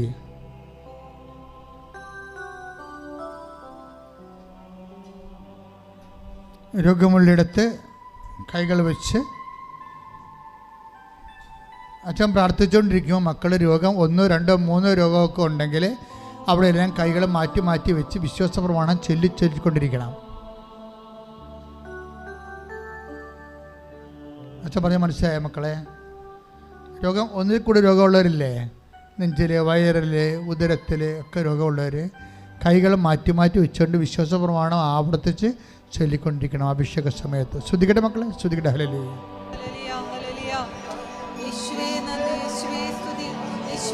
കൈകൾ മാറ്റി മാറ്റി വെച്ചുകൊണ്ട് വിശ്വാസ പ്രമാണം ചെയ്തിട്ടെ. കർത്താവേ, അന്ധന് കാഴ്ച നൽകിയവനെ, കർത്താവേ, ചെകിടിനെ കേളി നൽകിയവനെ, കർത്താവേ, ഊമന് സംഭാഷണ ശക്തി നൽകിയവനെ, കർത്താവെ, മഹോരോഗ്യപ്പെടുത്തിയവനെ, കർത്താവെ, തലഭാരോഗ്യപ്പെടുത്തിയവനെ, കർത്താവെ, മരിച്ചവനെ ഉയർപ്പിച്ചവനെ, കർത്താവെ, നിന്റെ തിരുമുറുപാർന്ന് വലത് കരം മക്കളുടെ ശിരസിൽ വെക്കണമേ. മുടി കൊഴിഞ്ഞു പോകുന്നവരെ, ശിരസിൽ സിസ്റ്റുള്ളവര്, ബ്രെയിനിൽ സിസ്റ്റുള്ളവര് കർത്താവെ ഇപ്പം തൊടണമെന്ന് പ്രാർത്ഥിക്കുന്നു. ബ്രെയിനിൽ ബ്ലോക്കുള്ളവരെ തുടരുമെന്ന് പ്രാർത്ഥിക്കുന്നു. ബ്രെയിനിൽ ബ്ലോക്കുള്ള സിസ്റ്റുള്ള കിടപ്പ് രോഗികൾ, അതിനുപരി ശരീരം തളർന്നു പോയവരെ അവരെ സ്പർശിക്കണമെന്ന് പ്രാർത്ഥിക്കുന്നു. ഉള്ളംകാലം മുതൽ ഉച്ചവരെ കർത്താവിൻ്റെ രക്തം പടരട്ടെ. എല്ലാ പേശികളിലും കൊശങ്ങളിലും കർത്താവിൻ്റെ രക്തം പടരട്ടെ. വാതരോഗങ്ങൾ കർത്താവിൻ്റെ നാമത്തിൽ സൗഖ്യം പ്രാപിക്കട്ടെ. വിസർപ്പരോഗങ്ങൾ കർത്താവിൻ്റെ നാമത്തിൽ സൗഖ്യം പ്രാപിക്കട്ടെ. ഉച്ച മുതൽ ഉള്ളംകാലം വരെ കർത്താവിൻ്റെ രക്തത്തെ കഴുകപ്പെടട്ടെ. അസ്ഥിരോഗങ്ങൾ, അസ്ഥി ഉരുക്കങ്ങൾ കർത്താവിൻ്റെ രക്തത്താൽ സൗഖ്യം പ്രാപിക്കട്ടെ. ഈശോ സ്രാവരോഗങ്ങൾ കർത്താവിൻ്റെ നാമം സ്പർശിക്കപ്പെടട്ടെ. ശ്വാസകോശ രോഗങ്ങൾ, പിസുര രോഗങ്ങൾ, പിസിയോടി രോഗങ്ങൾ, അർസസ് രോഗങ്ങൾ, അൾസർ രോഗങ്ങൾ, കരൾ വീക്കങ്ങൾ, ശ്വാസകോശ ചുരുക്കങ്ങൾ, തൊണ്ടയിലെ ക്യാൻസർ, തൈറോയ്ഡ് രോഗങ്ങൾ, ടോൺസിൽ രോഗങ്ങൾ, പിസുര രോഗങ്ങൾ, സ്പൊണ്ടിലോസ് രോഗങ്ങൾ, സ്പൈന രോഗങ്ങൾ ഉച്ച മുതൽ ഉള്ളംകാലം വരെ യേശു ക്രിസ്തുവിൻ്റെ ഉന്നത നാമത്തിൽ മാരക രോഗങ്ങൾ മാറിപ്പോകട്ടെ, ശുദ്ധിക്കട്ടെ.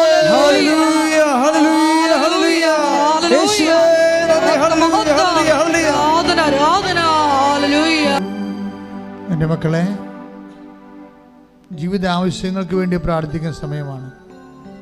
പരീക്ഷ എഴുതാൻ പോകുന്നവരെ, പ്രൊഫഷണൽസ്, ഇൻ്റർവ്യൂ, ടെസ്റ്റിന് ഒരുങ്ങിക്കൊണ്ടിരിക്കുന്നവരെ, ടെസ്റ്റ് ഇൻ്റർവ്യൂ, വിസ ഇൻ്റർവ്യൂ ഒക്കെ കഴിഞ്ഞവരെ, അതിൻ്റെ റിസൾട്ട്, അനുകൂലമായ റിസൾട്ട് പ്രതീക്ഷിക്കുന്നവരെ, സാമ്പത്തികമായ പോരായ്മകൾ ഇപ്പോഴും ഉള്ളതുകൊണ്ട് അത് അന്വേഷിച്ചിരിക്കുന്നവരെ, ജപ്തി നടപടി നേരിടാൻ പോകുന്നവരെ, അതിന് മാർഗമില്ലാതെ വിഷമിക്കുന്നവരെ, വിവാഹ തടസ്സമുള്ളവരെ, മക്കൾ ഇല്ലാത്തവരെ, കടകമ്പോളങ്ങൾ കൈമോശം വന്നു പോകുന്നവരെ, വാടകയ്ക്ക് താമസിക്കുന്നവരെ, ഇങ്ങനെ വ്യത്യസ്തമായ മേഖലകളിലെ, അതേസമയം തന്നെ ഓഫർ ലെറ്റർ വന്ന് വിസ വരാത്തവരെ, ഈ ആഴ്ചയിൽ കയറിപ്പോകുന്നവരെ, അവിടെ താമസിക്കാൻ സ്ഥലം ഇപ്പോഴും കിട്ടാത്തവരെ, ജോലിക്ക് സാങ്കേതികമായ തടസ്സങ്ങൾ ഇപ്പോഴും നിലനിൽക്കുന്നവരെ, അന്യരാജ്യങ്ങളിൽ ചെന്നിട്ട് പരീക്ഷ വീണ്ടും എഴുതാനിരിക്കുന്നവരെ, അവരൊക്കെ സമർപ്പിച്ചുകൊണ്ട് പ്രാർത്ഥിക്കുന്ന സമയമാണ്. കർത്താവിൻ്റെ ശക്തി നിലയ്ക്ക് ആവശ്യിച്ചുകൊണ്ട് അമ്മമാതാവിൻ്റെ മാധ്യസ്ഥത്തെ ജീവിത ദുരിതങ്ങൾ, തടസ്സങ്ങൾ മാറിപ്പോകുന്നതിന് വേണ്ടി അതിശക്തമായി സ്തുതിക്കട്ടെ. ഹല്ലേലൂയ,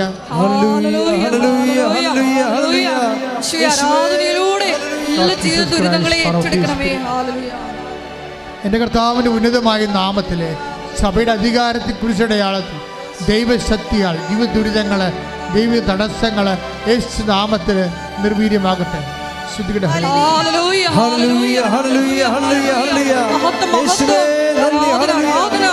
ഹൃദയത്തിന് ദ്വാരങ്ങളുള്ള കുഞ്ഞുങ്ങൾ,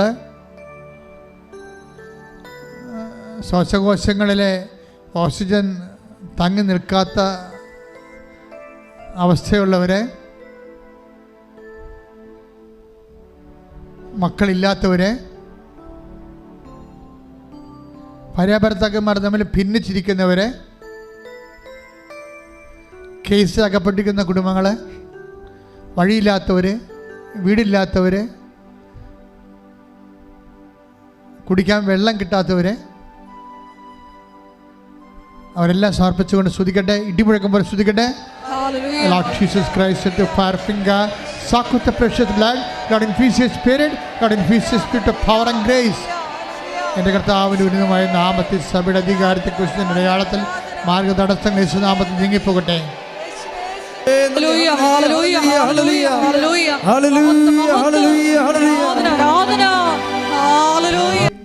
എൻ്റെ പ്രിയപ്പെട്ടവരെ, വരുമാന മാർഗം നഷ്ടപ്പെട്ടവർ,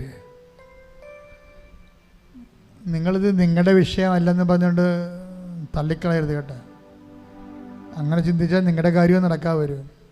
നിങ്ങൾ അവർക്ക് വേണ്ടി പ്രാർത്ഥിക്കണം. അച്ഛൻ ഇങ്ങനെ ട്രേസ് ഔട്ട് ചെയ്താൽ അത് നമ്മുടെ കാര്യമായിട്ട് എടുത്തിട്ട് ഉടമ്പടി ആരെല്ലാം ഉടമ്പടി ചെയ്തിട്ടുണ്ട് അവരെല്ലാവരും ഈ പറഞ്ഞ ആൾക്കാർക്ക് വേണ്ടി പ്രാർത്ഥിക്കണം. അവർ ഈ ആഴ്ചയിൽ തന്നെ ഈ വിഷയത്തിന് അവർക്ക് വിടുതൽ ലഭിക്കണം. സാമ്പത്തിക കടങ്ങൾ വന്നിട്ടുള്ളവരെ, പണം കിട്ടാനുള്ളവരെ, ജോലിക്ക് പണം കൊടുത്തിട്ട് കൈമോശം വന്നിട്ട് പോയിട്ട് ആളുമില്ല, അർത്ഥവുമില്ല, പേരുമില്ല, ഊരുമില്ലാത്തവർ, ഇറങ്ങിപ്പോയ കുടുംബങ്ങളിൽ നിന്ന് ഇറങ്ങിപ്പോയ ആൺമക്കൾ, ഭർത്താക്കന്മാർ, അങ്ങനെ വരാനുണ്ടായ സാഹചര്യങ്ങൾ,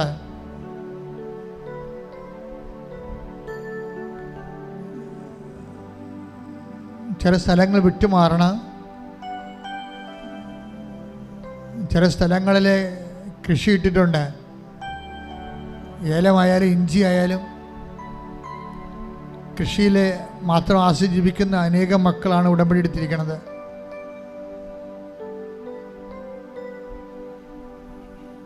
കടലിൽ പോകുന്ന മത്സ്യത്തൊഴിലാളി സഹോദരങ്ങൾ കടക്ഷോഭകാലത്താണ്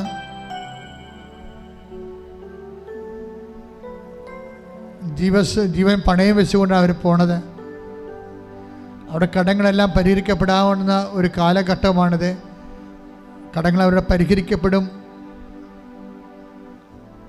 അവരെല്ലാം കടലിനെ സമർപ്പിച്ചുകൊണ്ട് ദുരിതപൂർണമായ കാലാവസ്ഥ ഉണ്ടാകുന്ന ആഗസ്റ്റ് മാസമാണ് വരുന്നത്. ഇനി ഒരു പ്രളയം ആവർത്തിക്കാതിരിക്കാൻ കടക്ഷോഭങ്ങളായാലും ശരി, പ്രളയമായാലും ശരി, മറ്റു തരത്തിലുള്ള എല്ലാവിധ മനുഷ്യ ദുരിതമുണ്ടാക്കുന്ന സാഹചര്യങ്ങളുടെ മേൽ ഇടിമുഴക്കം പോലെ കർത്താവിൻ്റെ ശക്തി നിറഞ്ഞു നിന്നുകൊണ്ട് അതിനെ പ്രതിരോധിക്കാൻ വേണ്ടി ശ്രദ്ധിക്കട്ടെ. ഹല്ലേലൂയ, ഹല്ലേലൂയ, ഹല്ലേലൂയ, ഹല്ലേലൂയ, ഹല്ലേലൂയ. യേശുവേ, ഹല്ലേലൂയ, ഹല്ലേലൂയ. പ്രാർത്ഥിക്കട്ടെ. അച്ഛൻ വിട്ടുപോയ ജീവിത ആവശ്യങ്ങളും അവനുമായി പ്രാർത്ഥിക്കട്ടെ.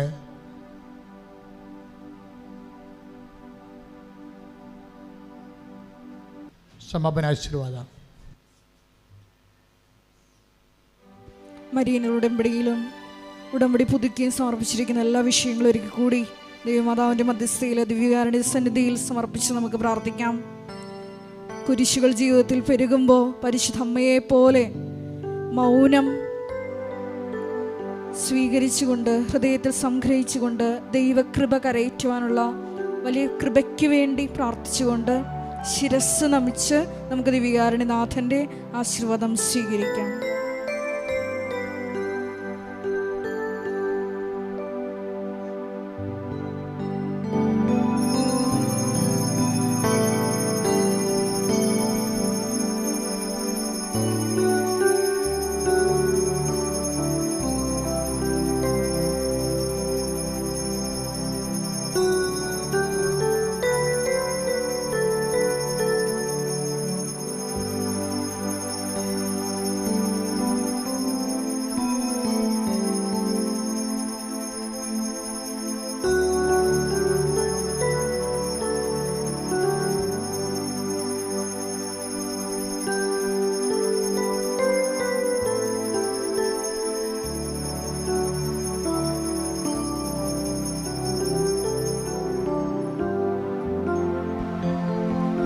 പരിശുദ്ധ പരമമാ ദിവ്യകാരുണ്യമേ,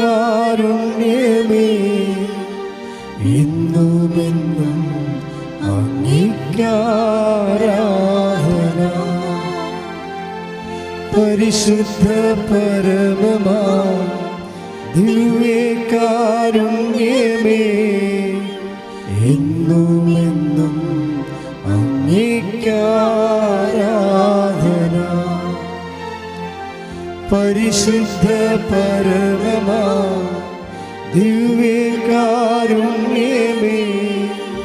എന്നുമെന്നും അങ്ങേയ്ക്കാരാധന.